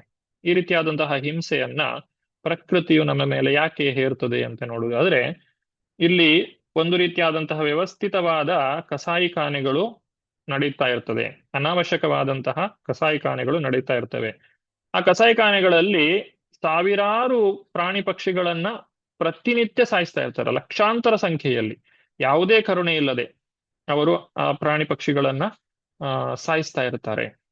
ಅದು ಈ ಒಂದು ಭೂಕಂಪ ಅಥವಾ ಸುನಾಮಿ ಇತ್ಯಾದಿಗಳಿಂದ ಬರುವಂತಹ ನೋವಿಗಿಂತಲೂ ಎಷ್ಟೋ ಸಾವಿರಾರು ಪಟ್ಟು ಹೆಚ್ಚಿನದಾಗಿರ್ತದೆ. ಅದರ ಒಂದು ಪ್ರತಿಕ್ರಿಯೆಯಾಗಿಯೂ ಕೂಡ ಈ ರಾಷ್ಟ್ರದ ಮೇಲೆ ಶತ್ರುಗಳು ಆಕ್ರಮಣ ಮಾಡುವಂತಹದ್ದು ಹಾಗೂ ಸಾಮೂಹಿಕವಾಗಿ ಮಾರಣ ಹೋಮವನ್ನ ಮಾಡುವಂತಹದ್ದು ಇತ್ಯಾದಿಗಳನ್ನು ನಾವೀಗ ನೋಡ್ತೇವೆ. ನೆರೆಹೊರೆಯ ರಾಷ್ಟ್ರಗಳಲ್ಲಿ ಏನಾಗ್ತಾ ಇದೆ ಅಂತ ಹೇಳಿ. ರಾತ್ರಿ ಮಲಗಿದವರು ಬೆಳಗ್ಗೆ ಏಳುವುದೇ ಇಲ್ಲ, ಅವರ ಮನೆಯೂ ಕೂಡ ಇರುವುದಿಲ್ಲ ಅಲ್ಲಿ. ಅಷ್ಟು ಆ ಒಂದು ಹಂತಕ್ಕೆ ಸಂಪೂರ್ಣ ಸರ್ವನಾಶವಾಗಿರ್ತದೆ. ಅದೆಲ್ಲ ನಡೀತಾ ಇರುವಂತಹದ್ದು ಈ ಕಸಾಯಿಖಾನೆಗಳಿಂದ ಅಂತ ಅನ್ನುವಂತಹ ಮಾತನ್ನು ಕೂಡ ಇಲ್ಲಿ ಭಾವಾರ್ಥದಲ್ಲಿ ಶ್ರೀಲ ಪ್ರಭುಪಾದರು ಹೇಳ್ತಾ ಇದ್ದಾರೆ. ಮುಂದುವರಿಸ್ತಾ ಮನುವಿನ ಮಾತುಗಳನ್ನ ತಿಳಿದುಕೊಳ್ಳೋಣ. ನಾಸ್ಮತ್ ಕುಲೋಚಿತಂ ತಾತ ಕರ್ಮ್ಯ ತತ್ಸದ್ವಿಗರ್ಹಿತಂ ವಧೋ ಯದುಪದೇವಾನಾಂ ಅರಬ್ಧಸ್ತೆ ಕೃತ್ಯ ನಸಾಂ ಅಕೃತ ಏನ ಸಾಂ. ಗಾಯತ್ರಿ ಮಾತಾಜಿ. ಹರೇ ಕೃಷ್ಣ ಪ್ರಭುಜಿ. ಅನುವಾದ ಬೈ ಶ್ರೀಲ ಪ್ರಭುಪಾದರಿಂದ ಶ್ರೀಲ ಪ್ರಭುಪಾದರಿಗೆ ಜಯವಾಗಲಿ. ನನ್ನ ಪ್ರಿಯ ಪುತ್ರನೇ, ನೀನು ಈಗ ನಿಷ್ಪಾಪ ಯಕ್ಷರನ್ನು ಕೊಲ್ಲಲು ಹೊರಟಿರುವೆ. ಇದನ್ನು ಶಾಸ್ತ್ರಕಾರರು ಒಪ್ಪುವುದಿಲ್ಲ. ಧರ್ಮ ಮತ್ತು ಅಧರ್ಮಗಳ ನಿಯಮಗಳನ್ನು ತಿಳಿದುಕೊಂಡಿರಬೇಕಾದ ನಮ್ಮ ಕುಲಕ್ಕೆ ಇದು ಉಚಿತವಲ್ಲ. ಹರೇ ಕೃಷ್ಣ ಪ್ರಭು. ಹರೇ ಕೃಷ್ಣ. ಇಲ್ಲಿ ಕುಲ ಧ್ರುವ ಮಹಾರಾಜ ಮತ್ತೆ ಮನು ಒಂದೇ ಕುಲದವರು, ಮಾನವರು ಅಂತ ಹೇಳ್ತಾರೆ. ಹಾಗೆ ನಾವು ಕೂಡ ಅದೇ ಇದರಲ್ಲಿ ಕುಲದಲ್ಲಿ ವಂಶದಲ್ಲಿ ಬರುವಂತಹದ್ದು, ಮನುವಿನ ವಂಶದಲ್ಲಿ ಬಂದಿರುವಂತಹದ್ದು. ಅದರಿಂದ ಈ ಕುಲಕ್ಕೆ ಇದು ಉಚಿತವಲ್ಲ. ಮುಂದುವರಿಸ್ತಾ ಮನುವಿನ ಮಾತುಗಳು 9ನೆಯ ಶ್ಲೋಕ. ನನ್ವೇಕ ಕಸ್ಯಾಪರಾಧೇ ನನು ಏಕಸ್ಯ ಅಪರಾಧೇನ ಪ್ರಸಂಗಾತ್ ಬಹವೋ ಹತ ಭ್ರಾತುರ್ವಧಾಭಿತಪ್ತೇನ ತ್ವಯಾಂಗ ಭ್ರಾತೃವತ್ಸಲ. ಶಶಿಕುಮಾರ್ ಪ್ರಭು. ಹರೇ ಕೃಷ್ಣ ಪ್ರಭು. 10ನೇ ಶ್ಲೋಕ. ಎಷ್ಟು? 9. ನನ್ನ ಪ್ರಿಯ ಪುತ್ರನೇ, ನೀನು ತಮ್ಮನಲ್ಲಿ ತುಂಬಾ ಪ್ರೀತಿಯುಳ್ಳವನು. ಯಕ್ಷರು ಅವನನ್ನು ಕೊಂದುದರಿಂದ ನೀನು ಬಹಳ ದುಃಖಿತನಾಗಿರುವೆ. ಆದರೆ ಸ್ವಲ್ಪ ವಿಚಾರಿಸಿ ನೋಡು, ಒಬ್ಬ ಯಕ್ಷನು ಮಾಡಿದ ಅಪರಾಧಕ್ಕಾಗಿ ನಿರಪರಾಧಿಗಳಾದ ಇತರ ಅನೇಕ ಯಕ್ಷರನ್ನು ನೀನು ಕೊಂದಿದ್ದಿ. ಹರೇ ಕೃಷ್ಣ. ಹರೇ ಕೃಷ್ಣ. 10ನೇ ಶ್ಲೋಕ. ನಾಯಂ ಮಾರ್ಗೋ ಹಿ ಸಾಧೂನಾಂ ಹೃಷಿಕೇಶಾನುವರ್ತಿನಾಂ ಯದಾತ್ಮಾನಂ ಪರಾಗೃಹ್ಯ ಪಶುವದ್ಭೂತ ವೈಶಸಂ. ಉಮಾಕುಲಕರ್ಣಿ ಮಾತಾಜಿ. ಹರೇ ಕೃಷ್ಣ ಪ್ರಭುಜಿ. ಅನುವಾದ ಪ್ರಭುಪಾದರಿಂದ ಪ್ರಭುಪಾದ ವಿಜಯ್. ಶರೀರವನ್ನು ಆತ್ಮವೆಂದು ತಿಳಿಯಬಾರದು. ಹಾಗೆ ತಿಳಿದು ಪ್ರಾಣಿಗಳಂತೆ ಇತರರ ಶರೀರಗಳನ್ನು ಕೊಲ್ಲಬಾರದು. ದೇವೋತ್ತಮ ಪರಮಪುರುಷನ ಭಕ್ತಿ ಸೇವೆಯ ಮಾರ್ಗವನ್ನು ಅನುಸರಿಸುವ ಸಾಧು ಪುರುಷರು ಇದನ್ನು ವಿಶೇಷವಾಗಿ ನಿಷೇಧಿಸಿದ್ದಾರೆ. ಇಲ್ಲಿ ಪ್ರಾಣಿಗಳ ಒಂದು ಮನಸ್ಥಿತಿ ಅಂತ ಹೇಳ್ತಾರೆ. ಒಂದು ಪ್ರಾಣಿ ಇನ್ನೊಂದು ಪ್ರಾಣಿಯನ್ನ ನೋಡಿದಾಗ ಅದರ ಮನಸ್ಥಿತಿ ಹೇಗಿರ್ತದೆ? ಒಂದು ಸಿಂಹ ಒಂದು ಜಿಂಕೆಯನ್ನು ನೋಡಿದಾಗ ಅದು ಯಾವ ರೀತಿಯಾಗಿ ನೋಡ್ತದೆ? ಓ, ನನ್ನ ಆಹಾರ, ಇದನ್ನ ಕೊಂದು ನಾನು ತಿನ್ನಬಹುದು, ನನಗೆ ಹೊಟ್ಟೆ ತುಂಬಿಸಬಹುದು, ಆ ರೀತಿಯಾಗಿ ನೋಡ್ತದೆ. ಹಾಗೆ ಪ್ರಾಣಿಗಳಂತೆ ನಾವು ವ್ಯವಹಾರ ಮಾಡಬಾರದು. ಆ ಶರೀರದಲ್ಲಿ ಒಂದು ಆತ್ಮ ಇದೆ, ಅದು ಭಗವಂತನ ಅಂಶ, ಇದು ಯಾವುದು ಆ ಪ್ರಾಣಿಗೆ ತಿಳಿಯುವುದಿಲ್ಲ. ಆದ್ರಿಂದ ನಾವು ಕೂಡ ಆ ರೀತಿಯಾಗಿ ಪ್ರಾಣಿಗಳಂತೆ ವರ್ತಿಸಬಾರದು ಅಂತ ಹೇಳಿ ಇಲ್ಲಿ ಹೇಳ್ತಾ ಇದ್ದಾರೆ. ಸಾಧು ಪುರುಷರು, ಇಲ್ಲಿ ಸಾಧು ಪುರುಷರು ನಿಷೇಧಿಸಿದ್ದಾರೆ. ಸಾಧು ಪುರುಷರು ಅಂತ ಹೇಳಿದ್ರೆ ಯಾರು? ಯಾರು ಭಗವಂತನಿಗೆ ಸೇವೆಯನ್ನ ಸಲ್ಲಿಸ್ತಾರೋ ಅವರನ್ನ ಸಾಧು ಪುರುಷರು ಅಂತ ಹೇಳಿದ್ದಾರೆ. ಹೃಷಿಕೇಶ ಸೇವನಂ ಭಕ್ತಿ ರುಚ್ಯತೆ. ಭಗವಂತನಲ್ಲಿ ಭಕ್ತಿಯನ್ನ ಮಾಡುವವರೇ, ಅನುಕೂಲಕರವಾದಂತಹ ಭಕ್ತಿಯನ್ನ ಮಾಡುವವರು ಸಾಧು ಪುರುಷರು ಅಂತ ಹೇಳಿ ಇಲ್ಲಿ ಹೇಳ್ತಾರೆ. ಹಾಗೂ ಅನಾವಶ್ಯಕವಾಗಿ ಪ್ರಾಣಿಗಳಂತೆ ಜೀವಿಗಳನ್ನ ಸಾಯಿಸಬಾರದು ಅನ್ನುವುದು ಮನುವಿನ ಮಾತು. 11ನೇ ಶ್ಲೋಕ. ಸರ್ವಭೂತಾತ್ಮ ಭಾವೇನ ಭೂತಾವಾಸಂ ಹರಿಂ ಭವಾನ್ ಆರಾಧ್ಯಾಪಾದುರಾಧ್ಯಾಂ ವಿಷ್ಣು ತತ್ಪರಮಂ ಪದಂ. ಚಂದ್ರಿಕಾ ಮಾತಾಜಿ. ಹರೇ ಕೃಷ್ಣ ಪ್ರಭುಜಿ. ವೈಕುಂಠವೆಂಬ ಲೋಕದಲ್ಲಿರುವ ಹರಿಯ ಅಧ್ಯಾತ್ಮ ನಿವಾಸವನ್ನು ಸೇರುವುದು ತುಂಬಾ ಕಷ್ಟ. ಆದರೆ ಎಲ್ಲಾ ಜೀವಿಗಳ ಪರಮ ನಿವಾಸನೆಂದು ಹರಿಯನ್ನು ಆರಾಧಿಸಿ ನೀನು ಆ ವೈಕುಂಠ ಲೋಕಕ್ಕೆ ಹೋಗಿ ಸೇರಬೇಕೆಂದು ನಿಶ್ಚಿತವಾಗಿರುವುದರಿಂದ ನೀನು ತುಂಬಾ ಅದೃಷ್ಟಶಾಲಿ. ಹರೇ ಕೃಷ್ಣ ಪ್ರಭುಜಿ. ಹರೇ ಕೃಷ್ಣ. ಇಲ್ಲಿ ಧ್ರುವನು ಈಗಾಗಲೇ ಭಗವಂತನ ಧಾಮವನ್ನ ಸಾಧಿಸಿ ಬಿಟ್ಟಿದ್ದಾನೆ. ಇಲ್ಲಿ ಭೂತಾವಾಸಂ ಅಂತ ಹೇಳಿ ಕರೀತಾರೆ. ಭೂತಾವಾಸಂ ಅಂತ ಹೇಳಿದ್ರೆ ಭೂತ ಆವಾಸಂ, ಎಲ್ಲಾ ಅಸ್ತಿತ್ವಗಳ ವಾಸಸ್ಥಾನವಾದ ಭಗವಂತನ ವಾಸಸ್ಥಾನವಾದಂತಹ ವೈಕುಂಠ ಲೋಕ. ಆ ವೈಕುಂಠ ಲೋಕವನ್ನ ನೀನು ಈಗಾಗಲೇ ಪಡೆದುಕೊಂಡಿದ್ದೀಯಾ. ಪರಮಪ್ರಭುವನ್ನ ಭೂತಾವಾಸ ಅಂತ ಹೇಳಿ ಕರೆಯುವಂತಹದ್ದು. ಪ್ರತಿಯೊಂದು ಜೀವಿಗಳಲ್ಲಿಯೂ ಭಗವಂತನು ವಾಸಿಸ್ತಾನೆ. ಆ ಭಗವಂತನ ಧಾಮವನ್ನ ಧ್ರುವನು ಈಗಾಗಲೇ ಪಡೆದುಕೊಂಡಿದ್ದಾನೆ. ಆದ್ರಿಂದ ಅಂತಹ ಶ್ರೇಷ್ಠವಾದಂತಹ ಸ್ಥಾನವನ್ನ ಪಡೆದ ಧ್ರುವನು ಈ ರೀತಿಯಾಗಿ ಅನಾವಶ್ಯಕವಾಗಿ ಯಕ್ಷರನ್ನ ಸಂಹಾರ ಮಾಡಬಾರದು ಅನ್ನೋದು ಇಲ್ಲಿ ಮನುವಿನ ಮಾತಾಗಿದೆ. 12ನೇ ಶ್ಲೋಕ. ಸತ್ವಂ ಹರೇರನುಧ್ಯಾತ ಸತ್ವಂ ಹರೇ ಅನುಧ್ಯಾತ ತತ್ಪುಂಸಾಮಪಿ ಸಮ್ಮತಃ ಕಥಂ ತ್ವವಧ್ಯಂ ಕೃತವಾನ್ ಅನುಕ್ಷಿಕ್ಷಂ ಸತಾಮೃತಂ. ಗಾಯತ್ರಿ ಮಾತಾಜಿ. ಹರೇ ಕೃಷ್ಣ. ಅನುವಾದ. ನೀನು ಭಗವಂತನ ಶುದ್ಧ ಭಕ್ತನಾದ್ದರಿಂದ ಭಗವಂತನು ಯಾವಾಗಲೂ ನಿನ್ನ ಬಗೆಗೆ ಆಲೋಚಿಸುತ್ತಿರುತ್ತಾನೆ. ಅವನ ಎಲ್ಲಾ ಅಂತರಂಗ ಭಕ್ತರು ನಿನ್ನನ್ನು ಮಾನ್ಯ ಮಾಡುತ್ತಾರೆ. ನಿನ್ನ ಜೀವನದ ಉದ್ದೇಶ ಅನುಕರಣೀಯ ನಡತೆ. ನೀನಿಂತಹ ಗರ್ಹಣೀಯ ಕಾರ್ಯವನ್ನು ಕೈಗೆತ್ತಿಕೊಂಡಿರುವುದರಿಂದ ನಾನು ಚಕಿತನಾಗಿದ್ದೇನೆ. ಗರ್ಹಣೀಯ ಅಂದ್ರೆ ಏನು ಪ್ರಭು? ಅದೇ ಗರ್ಹಣೀಯ ಅಂದ್ರೆ ಮಾಡಬಾರದ ಕೆಲಸವ ಅಂತ ಹೇಳಿ. ಓಕೆ. ಇಲ್ಲಿ ಧ್ರುವ ಶುದ್ಧ ಭಕ್ತ, ಭಗವಂತನ ಶುದ್ಧ ಭಕ್ತನಾಗಿದ್ದಾನೆ. ಆ ಭಗವಂತನ ಶುದ್ಧ ಭಕ್ತನಾಗುವುದರ ಒಂದು ಪ್ರಯೋಜನ ಏನು ಅಂತ ಹೇಳಿದ್ರೆ, ಶುದ್ಧ ಭಕ್ತನು ಸದಾಕಾಲ ಭಗವಂತನನ್ನೇ ಧ್ಯಾನ ಮಾಡ್ತಾ ಇರ್ತಾನೆ. ಸ್ಥಾವರ ಜಂಗಮ ದೇಕೆ ನಾ ದೇಕೆ ತಾರಮೂರ್ತಿ ಸರ್ವತ್ರ ಹಯ ನಿಜ ಇಷ್ಟ ದೇವ ಸ್ಫೂರ್ತಿ. ಸ್ಥಾವರ ಅಂತ ಹೇಳಿದ್ರೆ ಚಲಿಸದ ವಸ್ತುಗಳು, ಜಂಗಮ ಅಂತ ಹೇಳಿದ್ರೆ ಚಲಿಸುವ ಜೀವಿಗಳು. ಚಲಿಸದ ವಸ್ತುಗಳನ್ನೇ ನೋಡ್ಲಿ, ಚಲಿಸುವ ಜೀವಿಗಳನ್ನೇ ನೋಡ್ಲಿ, ಭಗವಂತನ ಶುದ್ಧ ಭಕ್ತರು ಆ ವಸ್ತುಗಳನ್ನ ಯಾವ ರೀತಿಯಾಗಿ ಕಾಣ್ತಾರೆ? ಇಷ್ಟ ದೇವ ಸ್ಫೂರ್ತಿ, ಅದರಲ್ಲಿ ಭಗವಂತನನ್ನೇ ಕಾಣ್ತಾರೆ. ಸೂರ್ಯ ಚಂದ್ರನನ್ನೇ ನೋಡಿದ್ರೆ ಅದು ಭಗವಂತನದ್ದೇ ಕಣ್ಣು ಅಂತ ಹೇಳಿ ಕಾಣುತ್ತಾರೆ. ಅಥವಾ ಈ ಭೌತಿಕ ಪ್ರಪಂಚದಲ್ಲಿ ನಡೆಯುತ್ತಾ ಇರುವಂತಹ ಆಗುಹೋಗುಗಳನ್ನು ನೋಡಿದಾಗ ಇದೆಲ್ಲವೂ ಭಗವಂತನ ಲೀಲೆ ಅಂತ ಹೇಳಿ ಅವರು ಕಾಣ್ತಾರೆ. ಹೀಗೆ ಪ್ರತಿಯೊಂದು ಜೀವಿಯನ್ನ ಕಂಡಾಗ ಆ ಜೀವಿಯಲ್ಲಿರುವಂತಹ ಹೃದಯದಲ್ಲಿರುವಂತಹ ಪರಮಾತ್ಮನನ್ನ ಅವರು ಗುರುತಿಸ್ತಾರೆ. ಈ ರೀತಿ ಪರಮಹಂಸ ಸ್ಥಿತಿಯಲ್ಲಿ ಆ ಶುದ್ಧ ಭಕ್ತರು ಇರ್ತಾರೆ. ಅದೇ ರೀತಿ ಭಗವಂತನು ಕೂಡ ಈ ಶುದ್ಧ ಭಕ್ತರನ್ನೇ ಸದಾಕಾಲ ಚಿಂತಿಸ್ತಾ ಇರ್ತಾರೆ. ಭಗವಂತನು ಈ ಜೀವಿಗಳನ್ನ ಯಾವತ್ತೂ ಕೂಡ ಮರೆಯುವುದಿಲ್ಲ. ಈ ರೀತಿ ಶುದ್ಧ ಭಕ್ತನು ಹೇಗೆ ಭಗವಂತನಿಗಿಂತ ಬೇರೆಯಾದ ಯಾವುದನ್ನು ತಿಳಿಯನೋ ಹಾಗೆ ಭಗವಂತನು ತನ್ನ ಶುದ್ಧ ಭಕ್ತರನ್ನಲ್ಲದೆ ಬೇರೆ ಏನನ್ನು ತಿಳಿದಿರುವುದಿಲ್ಲ. ಇದು ಶುದ್ಧ ಭಕ್ತರ ಒಂದು ಸ್ಥಾನ. ಅಂತಹ ಶುದ್ಧ ಭಕ್ತರ ಸ್ಥಾನದಲ್ಲಿರುವಂತಹ ಧ್ರುವ, ನೀನು ಈ ರೀತಿಯಾದಂತಹ ಗರ್ಹಣೀಯ ಕಾರ್ಯವನ್ನ ಮಾಡಬಾರದು. ಈ ಯಕ್ಷರನ್ನ ಅನಾವಶ್ಯಕವಾಗಿ ಸಾಯಿಸಬಾರದು. ಹೀನಾಯವಾದಂತಹ ಕಾರ್ಯವನ್ನು ನೀನು ಮಾಡಬಾರದು. ನಾನು ಚಕಿತನಾಗಿದ್ದೇನೆ, ನನಗೆ ಆಶ್ಚರ್ಯ ಆಗ್ತಾ ಇದೆ, ನೀನು ಯಾಕೆ ಈ ರೀತಿಯಾಗಿ ಮಾಡ್ತಾ ಇದ್ದೀಯಾ? ಆ ರೀತಿಯಾಗಿ ಮನುವು ಇಲ್ಲಿ ಹೇಳ್ತಾ ಇರುವಂತದ್ದು, ಬೇರೆಯವರು ನಿನ್ನಿಂದ ಕಲಿಯಬಹುದಾದ ಅನುಕರಣೀಯ ರೀತಿಯಲ್ಲಿ ನೀನು ಯಾವಾಗಲೂ ವರ್ತಿಸಬೇಕು. ಅಂದ್ರೆ ಉತ್ತಮವಾದಂತಹ ಜನರು ಯಾವ ರೀತಿಯಾಗಿ ನಡೆದುಕೊಳ್ತಾರೆ, ಉಳಿದವರು ಅವರನ್ನ ಅನುಸರಿಸ್ತಾರೆ. ಇದನ್ನ ಭಗವದ್ಗೀತೆಯಲ್ಲಿ ಕೂಡ ಹೇಳಿದ್ದಾರೆ. ಈ ರೀತಿ ಕೃಷ್ಣನು ಅರ್ಜುನನಿಗೆ ಒಂದು ಶ್ಲೋಕದಲ್ಲಿ ಹೇಳಿರುವಂತದ್ದನ್ನ ನಾವು ನೆನಪು ಮಾಡಿಕೊಳ್ಳಬಹುದು. ಈ ರೀತಿ ಅನುಕರಣೀಯ ರೀತಿಯಲ್ಲಿ ನೀನು ನಡೆದುಕೊಳ್ಳಬೇಕು.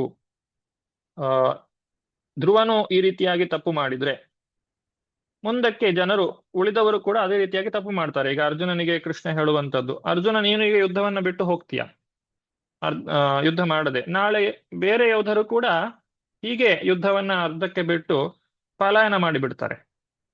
ಅದು ಯಾರಾದ್ರೂ ಅದನ್ನ ಪ್ರಶ್ನೆ ಮಾಡಿದ್ರೆ ಅರ್ಜುನನೇ ಮಾಡಿದ್ದಾನೆ, ನಾನು ಯಾಕೆ ಮಾಡಬಾರದು ಅಂತ ಹೇಳಿ ಅವರು ಕೇಳ್ತಾರೆ. ಈ ರೀತಿ ನೀನು ಅನುಕರಣೀಯ ರೀತಿಯಲ್ಲಿ ಮಾಡಬೇಕು. ಇನ್ನೊಬ್ಬರಿಗೆ ಉದಾಹರಣೆಯ ರೀತಿಯಲ್ಲಿ ನೀನು ವ್ಯವಹರಿಸಬೇಕೇ ವಿನಃ ನೀನು ಈ ರೀತಿ ತಪ್ಪು ರೀತಿಯಲ್ಲಿ ಜೀವನವನ್ನ ಮಾಡಬಾರದು. ಈ ರೀತಿಯಾಗಿ ಉದಾಹರಣೆಯನ್ನ ನೀನು ಸೃಷ್ಟಿ ಮಾಡಬಾರದು ಅಂತ ಹೇಳಿ ಹೇಳ್ತಾ ಇದ್ದಾರೆ. ಮುಂದುವರಿಸ್ತಾ ಈ ಲಕ್ಷಣಗಳನ್ನ ಇಲ್ಲಿ ಹೇಳ್ತಾರೆ. ಶುದ್ಧ ಭಕ್ತನ ಲಕ್ಷಣಗಳನ್ನ 13ನೇ ಶ್ಲೋಕದಲ್ಲಿ ತಿಳಿಸ್ತಾ ಇದ್ದಾರೆ. ತಿತಿಕ್ಷಯ ಕರುಣಯ ಮೈತ್ರ್ಯಾ ಚಾಖಿಲ ಜಂತುಷು ಸಮತ್ವೇನ ಚ ಸರ್ವಾತ್ಮ ಭಗವಾನ್ ಸಂಪ್ರಸೀದತಿ. ವರದ ಮಾತಾಜಿ.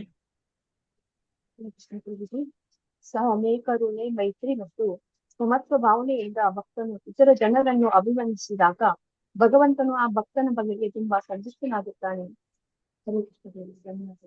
ಹರೇ ಕೃಷ್ಣ. ಇದೆಲ್ಲ ಶುದ್ಧ ಭಕ್ತನಲ್ಲಿರುವಂತಹ ಒಂದು ಲಕ್ಷಣ. ಸಹನೆ, ಕರುಣೆ, ಮೈತ್ರಿ, ಸಮತ್ವ ಭಾವನೆ, ಈ ರೀತಿಯಾಗಿ ಯಾರು ಈ ಗುಣಗಳನ್ನ ಬೆಳೆಸಿಕೊಂಡಿರ್ತಾರೆ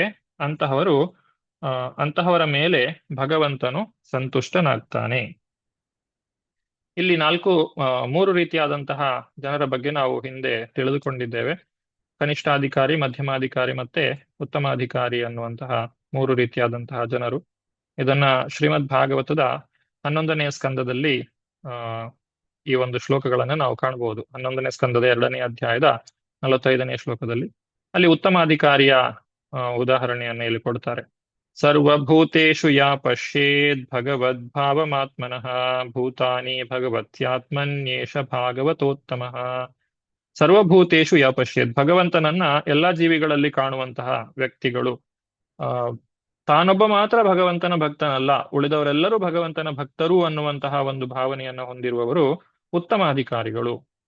ಆಗ್ಲೇ ಹೇಳಿದ ಹಾಗೆ ಏನನ್ನೇ ನೋಡಿದ್ರು ಅದರಲ್ಲಿ ಭಗವಂತನ ಅಸ್ತಿತ್ವವನ್ನು ಕಾಣ್ತಾರೆ, ಭಗವಂತನ ಮಹಿಮೆಯನ್ನ ಅವರು ಕಾಣ್ತಾರೆ. ಅವರು ಭಾಗವತೋತ್ತಮರಾಗಿರುತ್ತಾರೆ. ಇನ್ನು 2ನೇ ರೀತಿಯ ವ್ಯಕ್ತಿಗಳು ಅಂತ ಹೇಳಿದ್ರೆ ಮಧ್ಯಮಾಧಿಕಾರಿಗಳು. ಇವರು 4 ರೀತಿಯಾದಂತಹ ವ್ಯವಹಾರವನ್ನ ಈ ಪ್ರಪಂಚದಲ್ಲಿ ಮಾಡ್ತಾರೆ.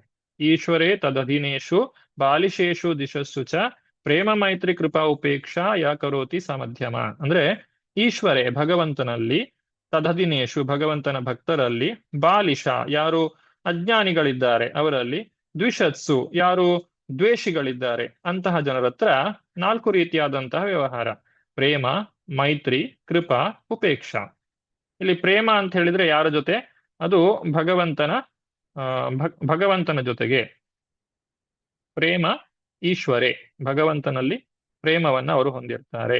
ತದದಿನೇಶು, ಭಗವಂತನ ಭಕ್ತರಲ್ಲಿ ಮೈತ್ರಿ, ಸ್ನೇಹವನ್ನ ಅವರು ಹೊಂದಿರ್ತಾರೆ. ಬಾಲಿಶ, ಯಾರು ಅಜ್ಞಾನಿಗಳಾಗಿರ್ತಾರೆ ಅವರ ಮೇಲೆ ಕೃಪೆಯನ್ನು ತೋರಿಸ್ತಾರೆ, ಅವರಿಗೆ ಭಗವಂತನ ವಿಚಾರವಾಗಿ ತಿಳಿಸ್ತಾರೆ.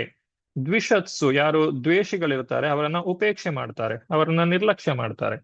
ಈ ರೀತಿಯಾಗಿ 4 ರೀತಿಯಾದಂತಹ ವ್ಯವಹಾರವನ್ನ ಮಾಡುವವರು ಮಧ್ಯಮಾಧಿಕಾರಿಗಳು ಅಂತ ಹೇಳಿ ಕರೀತಾರೆ. ಯಾಕರೋತಿ ಸ ಮಧ್ಯಮ. ಇನ್ನು ಕನಿಷ್ಠಾಧಿಕಾರಿಗಳ ಬಗ್ಗೆ ಹೇಳ್ತಾರೆ: ಅರ್ಚಾಯಾಮೇವ ಹರಯೇ ಪೂಜಾಯಾಮ್ಯ ಶ್ರದ್ಧೆಯಾರ್ಹತೆ ನ ತದ್ಭಕ್ತೇಶು ಚಾನ್ಯೇಷು ಸ ಭಕ್ತ ಪ್ರಾಕೃತ ಸ್ಮೃತಃ. ಅಂದ್ರೆ ಕನಿಷ್ಠಾಧಿಕಾರಿ, ಈಗಾಗಲೇ ಭಕ್ತಿಗೆ ಬಂದಿರುವಂತಹ ವ್ಯಕ್ತಿ, ಅಂತಹ ವ್ಯಕ್ತಿಗೆ ಅರ್ಚಾ ವಿಗ್ರಹದಲ್ಲಿ ಭಗವಂತನನ್ನ ಕಾಣ್ತಾರೆ ವಿನಃ ಸಮಸ್ತ ಜೀವಿಗಳ ಹೃದಯದಲ್ಲಿ ಅವರು ಭಗವಂತನನ್ನ ಕಾಣುವುದಿಲ್ಲ. ಅಂತಹ ಜನರನ್ನ ಪ್ರಾಕೃತ ಭಕ್ತರು ಅಂತ ಹೇಳಿ ಕರೀತಾರೆ. ಇದು ಈ 3 ರೀತಿಯಾದಂತಹ ಭಕ್ತರ ಬಗ್ಗೆ ಈ ಒಂದು ಶ್ಲೋಕದಲ್ಲಿ ಹೇಳ್ತಾ ಇರುವಂತದ್ದು. ಭಕ್ತಿಯ ಪರಿಪೂರ್ಣತೆಯ 2ನೇ ಸ್ತರ ಅಂತ ಹೇಳಿದ್ರೆ ಮಧ್ಯಮಾಧಿಕಾರಿ. ಅಂತಹ ಭಕ್ತಿಗೆ ಇಲ್ಲಿ ಹೇಳಿರುವಂತಹದ್ದು 3 ಸ್ತರಗಳಿವೆ. ಕೆಳಗಿನ ಸ್ತರದಲ್ಲಿ ದೇವಾಲಯದಲ್ಲಿರುವ ವಿಗ್ರಹದಲ್ಲಿ ಮಾತ್ರ ಆಸಕ್ತನಾಗಿರ್ತಾನೆ. 2ನೇ ಸ್ತರದಲ್ಲಿ ತನ್ನ ಸಂಬಂಧ ಇತರ ಭಕ್ತರೊಡನೆ, ತನ್ನ ಸಂಬಂಧ ಮುಗ್ಧ ಜನರೊಡನೆ ಮತ್ತು ದ್ವೇಷಿಗಳೊಡನೆ, ಈ ರೀತಿಯಾದಂತಹ ಸಂಬಂಧವನ್ನ ಇಲ್ಲಿ ಸಂಕ್ಷಿಪ್ತವಾಗಿ ಮಾತ್ರ ಹೇಳಿದ್ದಾರೆ. ಹಾಗಾಗಿ ಇಲ್ಲಿ ಧ್ರುವನು ಯಾವ ರೀತಿಯಾದಂತಹ ಒಂದು ಸ್ತರದಲ್ಲಿದ್ದಾನೆ? ಆತನು ಉತ್ತಮಾಧಿಕಾರಿಯ ಸ್ಥಾನದಲ್ಲಿರಬೇಕು, ಯಾಕಂದ್ರೆ ಭಗವಂತನನ್ನು ಸಾಕ್ಷಾತ್ಕರಿಸಿಕೊಂಡಿದ್ದಾನೆ. ಹಾಗಾಗಿ ಇವನು ಜನರ ಮೇಲೆ ದ್ವೇಷದಿಂದ ಅವರನ್ನು ಸಂಹಾರ ಮಾಡಬಾರದು ಅನ್ನುವುದು ಮನುವಿನ ಒಂದು ಮಾತು, ಮನು ಹೇಳಿದಂತಹ ವಿಚಾರ. ಮುಂದುವರಿಸ್ತಾ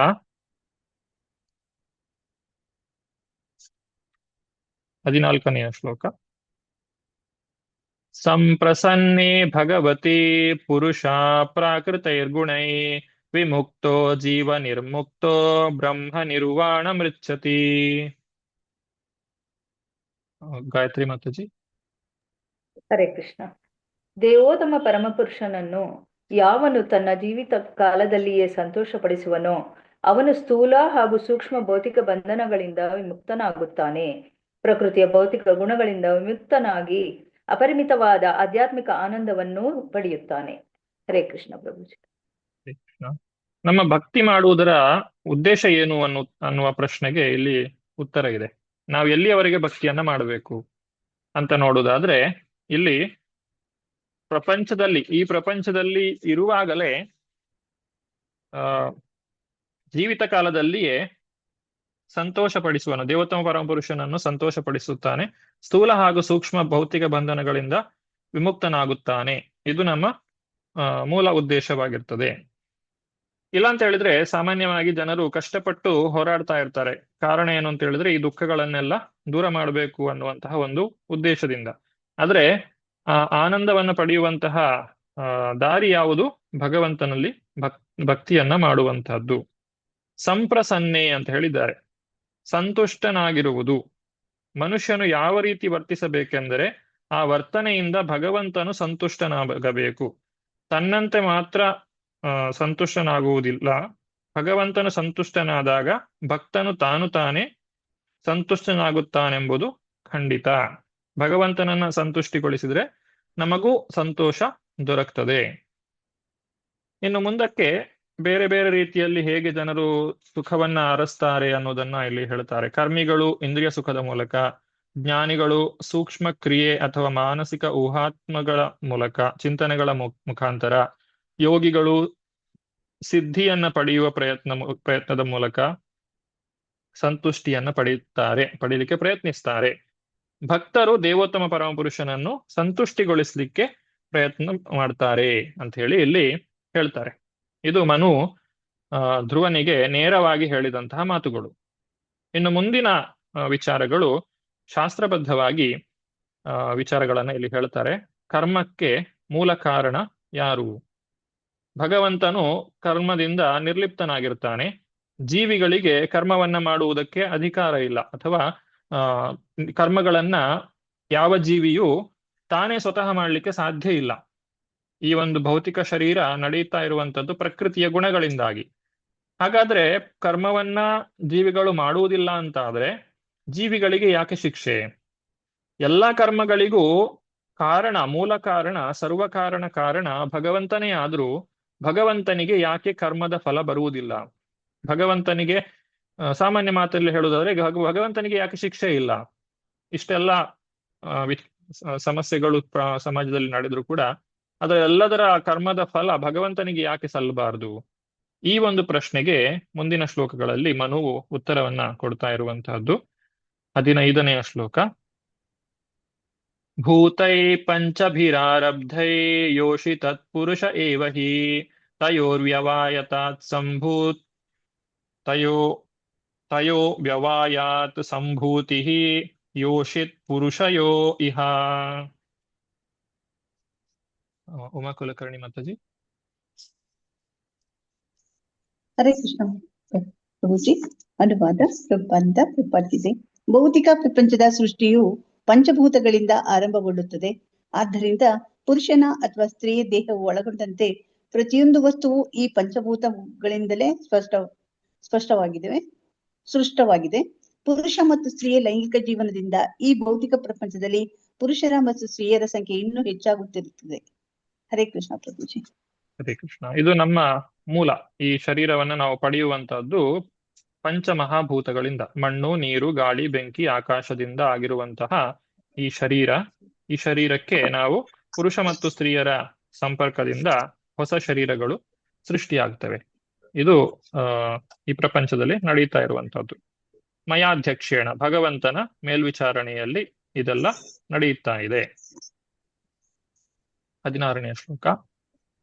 ಏವಂ ಪ್ರವರ್ತತೆ ಸರ್ಗಾ ಸ್ಥಿತಿ ಸಂಯಮ ಏವ ಚ ಗುಣ ವ್ಯತಿಕರಾಜನ್ ಮಾಯಯಾ ಪರಮಾತ್ಮನಃ. ಪದ್ಮಿನಿ ಮಾತಾಜಿ ಓದ್ತೀರಾ ನೀವು? ಅನ್ಮ್ಯೂಟ್ ಮಾಡಿದೀರಾ? ಸಾರಿ ಪ್ರಭುಜಿ. ಹರೇ ಕೃಷ್ಣ. ಬೇರೆ ಯಾರು ಕೊಡಿ, ನನ್ ಬುಕ್ Okay. ಓಪನ್ ಮಾಡಿಲ್ಲ.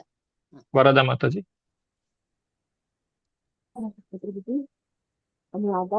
ಮನು ಮುಂದುವರಿದು ಹೇಳಿದನು, ನನ್ನ ಪ್ರೀತಿ ಪಾತ್ರ ರಾಜ ದೇವೋತ್ತಮ ಪರಮಪುರುಷನ ಭ್ರಮಾಜನಕವಾದ ಭೌತಿಕ ಶಕ್ತಿಯಿಂದ ಹಾಗೂ ಭೌತಿಕ ಪ್ರಕೃತಿಯ 3 ಗುಣಗಳ ಪರಸ್ಪರ ಕ್ರಿಯೆಯಿಂದಲೇ ಸೃಷ್ಟಿ ಸ್ಥಿತಿ ಲಯಗಳು ನಡೆಯುತ್ತವೆ.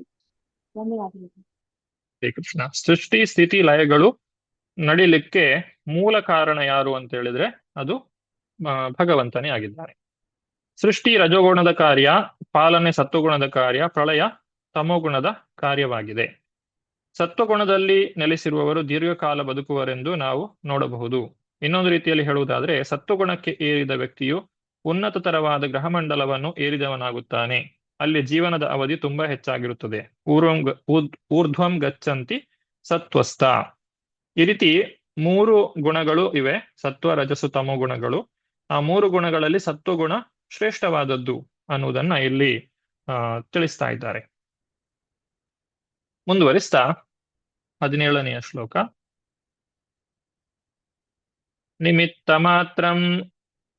ನಿಮಿತ್ತ ಮಾತ್ರಂ ತತ್ರಾಸೇನ್ ನಿರ್ಗುಣ ಪುರುಷರ್ಷಭ ವ್ಯಕ್ತ ವ್ಯಕ್ತಮಿದಂ ವಿಶ್ವಂ ಯತ್ರ ಭ್ರಮತಿ ಲೋಹವತ್. ಶಶಿಕುಮಾರ್ ಪ್ರಭು. ಹರೇ ಕೃಷ್ಣ ಪ್ರಭುಜಿ. ಪ್ರಿಯ ಧ್ರುವ, ದೇವೋತ್ತಮ ಪರಮ ಪುರುಷನು ಭೌತಿಕ ಗುಣಗಳಿಂದ ಲಿಪ್ತನಾಗುವುದಿಲ್ಲ. ಈ ಭೌತಿಕ ವಿಶ್ವದ ಸೃಷ್ಟಿಗೆ ಅವನೇ ದೂರದಲ್ಲಿರುವ ಕಾರಣ. ಅವನು ಪ್ರೇರಣೆ ಮಾಡಿದಾಗ ಇತರ ಅನೇಕ ಕಾರಣಗಳು, ಕಾರ್ಯಗಳು ಹುಟ್ಟುತ್ತವೆ. ಹೀಗೆ ಆಯಸ್ಕಾಂತದ ಅಂತರ್ಭೂತ ಶಕ್ತಿಯಿಂದ ಕಬ್ಬಿಣವು ಚಲಿಸುವಂತೆ ಸಮಸ್ತ ವಿಶ್ವವು ಚಲಿಸುತ್ತದೆ. ಹರೇ ಕೃಷ್ಣ. ಹರೇ ಕೃಷ್ಣ. ಇಲ್ಲಿ ಕಾರಣಗಳನ್ನ 2 ರೀತಿಯಾಗಿ ಹೇಳಬಹುದು. ಒಂದು ಮುಖ್ಯವಾದಂತಹ ಕಾರಣ, ಮೂಲ ಕಾರಣ. ಇನ್ನೊಂದು ಉಪಾದಾನ. ಒಂದು ಉಪಾದಾನ ಕಾರಣ ಆದ್ರೆ ಇನ್ನೊಂದು ನಿಮಿತ್ತ ಕಾರಣ ಅಂತ ಹೇಳಿ ಹೇಳಬಹುದು. ನಿಮಿತ್ತ ಕಾರಣ ಅಂತ ಹೇಳಿದ್ರೆ ದೂರದಲ್ಲಿರುವಂತಹ ಕಾರಣ. ಇಲ್ಲಿ ಉದಾಹರಣೆಯನ್ನ ಹೇಳುವುದರೆ ಒಂದು ಮಡಕೆಯನ್ನ ಮಾಡುವುದರ ಬಗ್ಗೆ ಹೇಳ್ತಾರೆ. ಕುಂಬಾರನು ಮಾಡುವಂತಹ ಮಡಕೆ. ಆ ಚಕ್ರವು ತಿರುಗುವಂತಹದ್ದು. ಈ ಕುಂಬಾರ ಅವನು ನಿಮಿತ್ತ ಕಾರಣವಾದ್ರೆ ಆ ಒಂದು ಮಡಕೆ ಆಗಬೇಕಾದ್ರೆ ಆ ಚಕ್ರ ತಿರುಗುವಂತಹದ್ದು ಮತ್ತು ಮಣ್ಣಿನಲ್ಲಿ ಆಗುವಂತಹ ಆ ಮಣ್ಣು ಆಕಾರವನ್ನ ಪಡೆಯುವಂತಹದ್ದು ಅದು ಉಪಾದಾನ ಕಾರಣ ಅಂತೇಳಿ ಹೇಳ್ತಾರೆ. ಇಲ್ಲಿ ಭಗವಂತ ನಿಮಿತ್ತ ಕಾರಣನಾಗಿರ್ತಾನೆ. ಅಂದ್ರೆ ಅವನು ದೂರದಲ್ಲಿರುವಂತಹ ಒಂದು ಕಾರಣನು. ಅವನಿಲ್ಲದೆ ಯಾವುದು ನಡೆಯುವುದಿಲ್ಲ. ಆದ್ರೆ ನಡೆಯುವುದು ಯಾವುದರ ಒಂದು ಫಲವನ್ನು ಕೂಡ ಅವನು ಅನುಭೋಗಿಸುವುದಿಲ್ಲ. ಆ ರೀತಿಯಾಗಿ ಅವನು ನಿರ್ಲಿಪ್ತನಾಗಿ ಇರ್ತಾನೆ. ಹೇಗೆ ಭಗವದ್ಗೀತೆಯಲ್ಲಿ ಅರ್ಜುನನಿಗೆ ಕೃಷ್ಣ ಹೇಳುವುದು, ನಿಮಿತ್ತ ಮಾತ್ರಂ ಭವಸವ್ಯ ಸಾಚಿನ್ ಅಂತ ಹೇಳ್ತಾರೆ. ಈ ಯುದ್ಧಕ್ಕೆ ನೀನು ನಿಮಿತ್ತ ಮಾತ್ರನಾಗು ಅರ್ಜುನ. ಇದನ್ನ ನೀನು ಇದರ ಫಲವನ್ನ ಪಡೆಯಬೇಕು ಅಂತ ಹೇಳಿ ನೀನು ಯುದ್ಧವನ್ನ ಮಾಡಬೇಡ. ಯಾಕಂದ್ರೆ ಯುದ್ಧದಲ್ಲಿ ಅರ್ಜುನನಿಗೆ ಇದ್ದ ಸಮಸ್ಯೆ ಅದು. ಇದರ ಫಲ ಸರಿಯಾಗಿ ಇಲ್ದಿದ್ರೆ ಏನು ಮಾಡುವುದು? ಅರ್ಜುನ ಫಲದ ಬಗ್ಗೆ ಚಿಂತಿತನಾಗಿದ್ದ. ಹಾಗಾಗಿ ಕೃಷ್ಣ ಹೇಳೋದು ನಿಮಿತ್ತ ಮಾತ್ರನಾಗಿ ನೀನು ನಿನ್ನ ಕರ್ತವ್ಯ ದೃಷ್ಟಿಯಿಂದ ಯುದ್ಧ ಮಾಡು. ಹಾಗೆ ಇಲ್ಲಿ ಭಗವಂತನು ನಿಮಿತ್ತ ಮಾತ್ರನಾಗಿ ಕರ್ಮಗಳು ನಡೆಯುವಂತೆ ಅವನು ನೋಡಿಕೊಳ್ತಾನೆ. ಉಪಾದಾನ ಕಾರಣ ಜೀವಿಗಳಾಗಿರ್ತಾರೆ ಅಂತ ಹೇಳಿ ಇಲ್ಲಿ ಹೇಳ್ತಾರೆ. ಕುಂಬಾರನು ತನ್ನ ಶಕ್ತಿಯನ್ನ ಚಕ್ರದಲ್ಲಿ ಹಾಕಿದಾಗ ಆ ಮಡಕೆಯು ಸೃಷ್ಟಿಯಾಗುವಂತೆ. ಪ್ರತಿಯೊಂದು ತನ್ನ ಶಕ್ತಿಯ ಮೇಲೆ ಅವಲಂಬಿತವಾಗಿದೆ ಎಂದು, ಆದರೂ ತಾನು ಎಲ್ಲೆಡೆಗಳಲ್ಲಿ ಇರುವೆನೆಂದು ಶ್ರೀಕೃಷ್ಣನು ಹೇಳುತ್ತಾನೆ. ಭೌತಿಕ ಶಕ್ತಿಯ ಕ್ರಿಯೆ ಮತ್ತು ಪ್ರತಿಕ್ರಿಯೆಗಳ ನಿರ್ದಿಷ್ಟ ಪರಿಸ್ಥಿತಿಗಳಲ್ಲಿ ಮಡಕೆ ಉತ್ಪನ್ನವಾಗುತ್ತದೆ. ಆದರೆ ಮಡಕೆಯಲ್ಲಿ ಕುಂಬಾರನಿರುವುದಿಲ್ಲ. ಇದೇ ರೀತಿಯಾಗಿ ಭೌತಿಕ ಸೃಷ್ಟಿ ಭಗವಂತನಿಂದ ಯೋಜಿತವಾಗುತ್ತದೆ. ಆದರೆ ಆತನು ಅದರಿಂದ ದೂರವಾಗಿಯೇ ಇರುತ್ತಾನೆ. ಈ ರೀತಿ ಭಗವಂತನು ಎಲ್ಲಾ ಕಾರಣಗಳ ಕಾರಣನಾದರೂ ಕೂಡ ಅವನು ನಿರ್ಲಿಪ್ತನಾಗಿರ್ತಾನೆ. ಸಾಮಾನ್ಯವಾದ ಉದಾಹರಣೆ ನೋಡುವುದಾದ್ರೆ, ಒಂದು ಸರ್ಕಾರ ಜನರಿಗೆ ಬೇಕಾದಂತಹ ಎಲ್ಲ ಸವಲತ್ತುಗಳನ್ನ ಮಾಡಿಕೊಡ್ತದೆ. ಈಗ ಉತ್ತಮವಾದಂತಹ ರಸ್ತೆಗಳನ್ನ ಸರ್ಕಾರ ನಿರ್ಮಾಣ ಮಾಡಿಕೊಡ್ತದೆ. ಆ ರಸ್ತೆಯಲ್ಲಿ ನಾವು ವಾಹನಗಳನ್ನ ಚಲಾಯಿಸಿದಾಗ ಅಲ್ಲಿ ಅಪಘಾತಗಳಾದರೆ ಅದಕ್ಕೆ ಶಿಕ್ಷೆ ನಮಗೆ ಇರ್ತದೆ, ರಸ್ತೆಯನ್ನ ಮಾಡಿದವರಿಗಲ್ಲ. ನೀವು ರಸ್ತೆ ಮಾಡಿದ್ದಕ್ಕೆ ಅಲ್ವಾ ನಾವು ವಾಹನವನ್ನು ಅದರ ಮೇಲೆ ಚಲಾಯಿಸಿದ್ದು ಅಂತ ಹೇಳಿ ಯಾರೂ ವಾದ ಮಾಡುವ ಹಾಗಿಲ್ಲ. ಯಾಕಂದ್ರೆ ಆ ರಸ್ತೆಗಳನ್ನ ಮಾಡಿದ್ದು ನಿಮಗೆ ವಾಹನ ಚಲಾಯಿಸ್ಲಿಕ್ಕೆ, ನಿಮಗೆ ಅಪಘಾತ ಮಾಡ್ಲಿಕ್ಕಲ್ಲ. ಹಾಗೆ ಭಗವಂತನು ಈ ಜನ್ಮವನ್ನು ನಮಗೆ ಕೊಟ್ಟಿದ್ದಾನೆ. ನಮ್ಮ ಜನ್ಮಕ್ಕೆ ಭಗವಂತನೇ ಕಾರಣ. ಹಾಗಂತ ಹೇಳಿ ಜನ್ಮ ಪಡೆದ ನಂತರ ನಾವು ಮಾಡುವಂತಹ ಒಳಿತು ಕೆಡುಕುಗಳಿಗೆ ಭಗವಂತನನ್ನ ದೂರ್ಲಿಕ್ಕೆ ಸಾಧ್ಯ ಇಲ್ಲ. ಯಾಕಂದ್ರೆ ನಮಗೆ ಒಳಿತು ಮಾಡುವ ಸ್ವಾತಂತ್ರ್ಯವೂ ಇದೆ, ಕೆಡುಕು ಮಾಡುವ ಸ್ವಾತಂತ್ರ್ಯವೂ ಇದೆ. ಹಾಗಾಗಿ ಕೆಡುಕು ಮಾಡುವ ಸ್ವಾತಂತ್ರ್ಯವನ್ನ ಯಾರು ಬಳಸಿಕೊಂಡದ್ದು ಅವರಿಗೆ ಶಿಕ್ಷೆಯನ್ನ ವಿಧಿಸಬೇಕಾಗ್ತದೆ.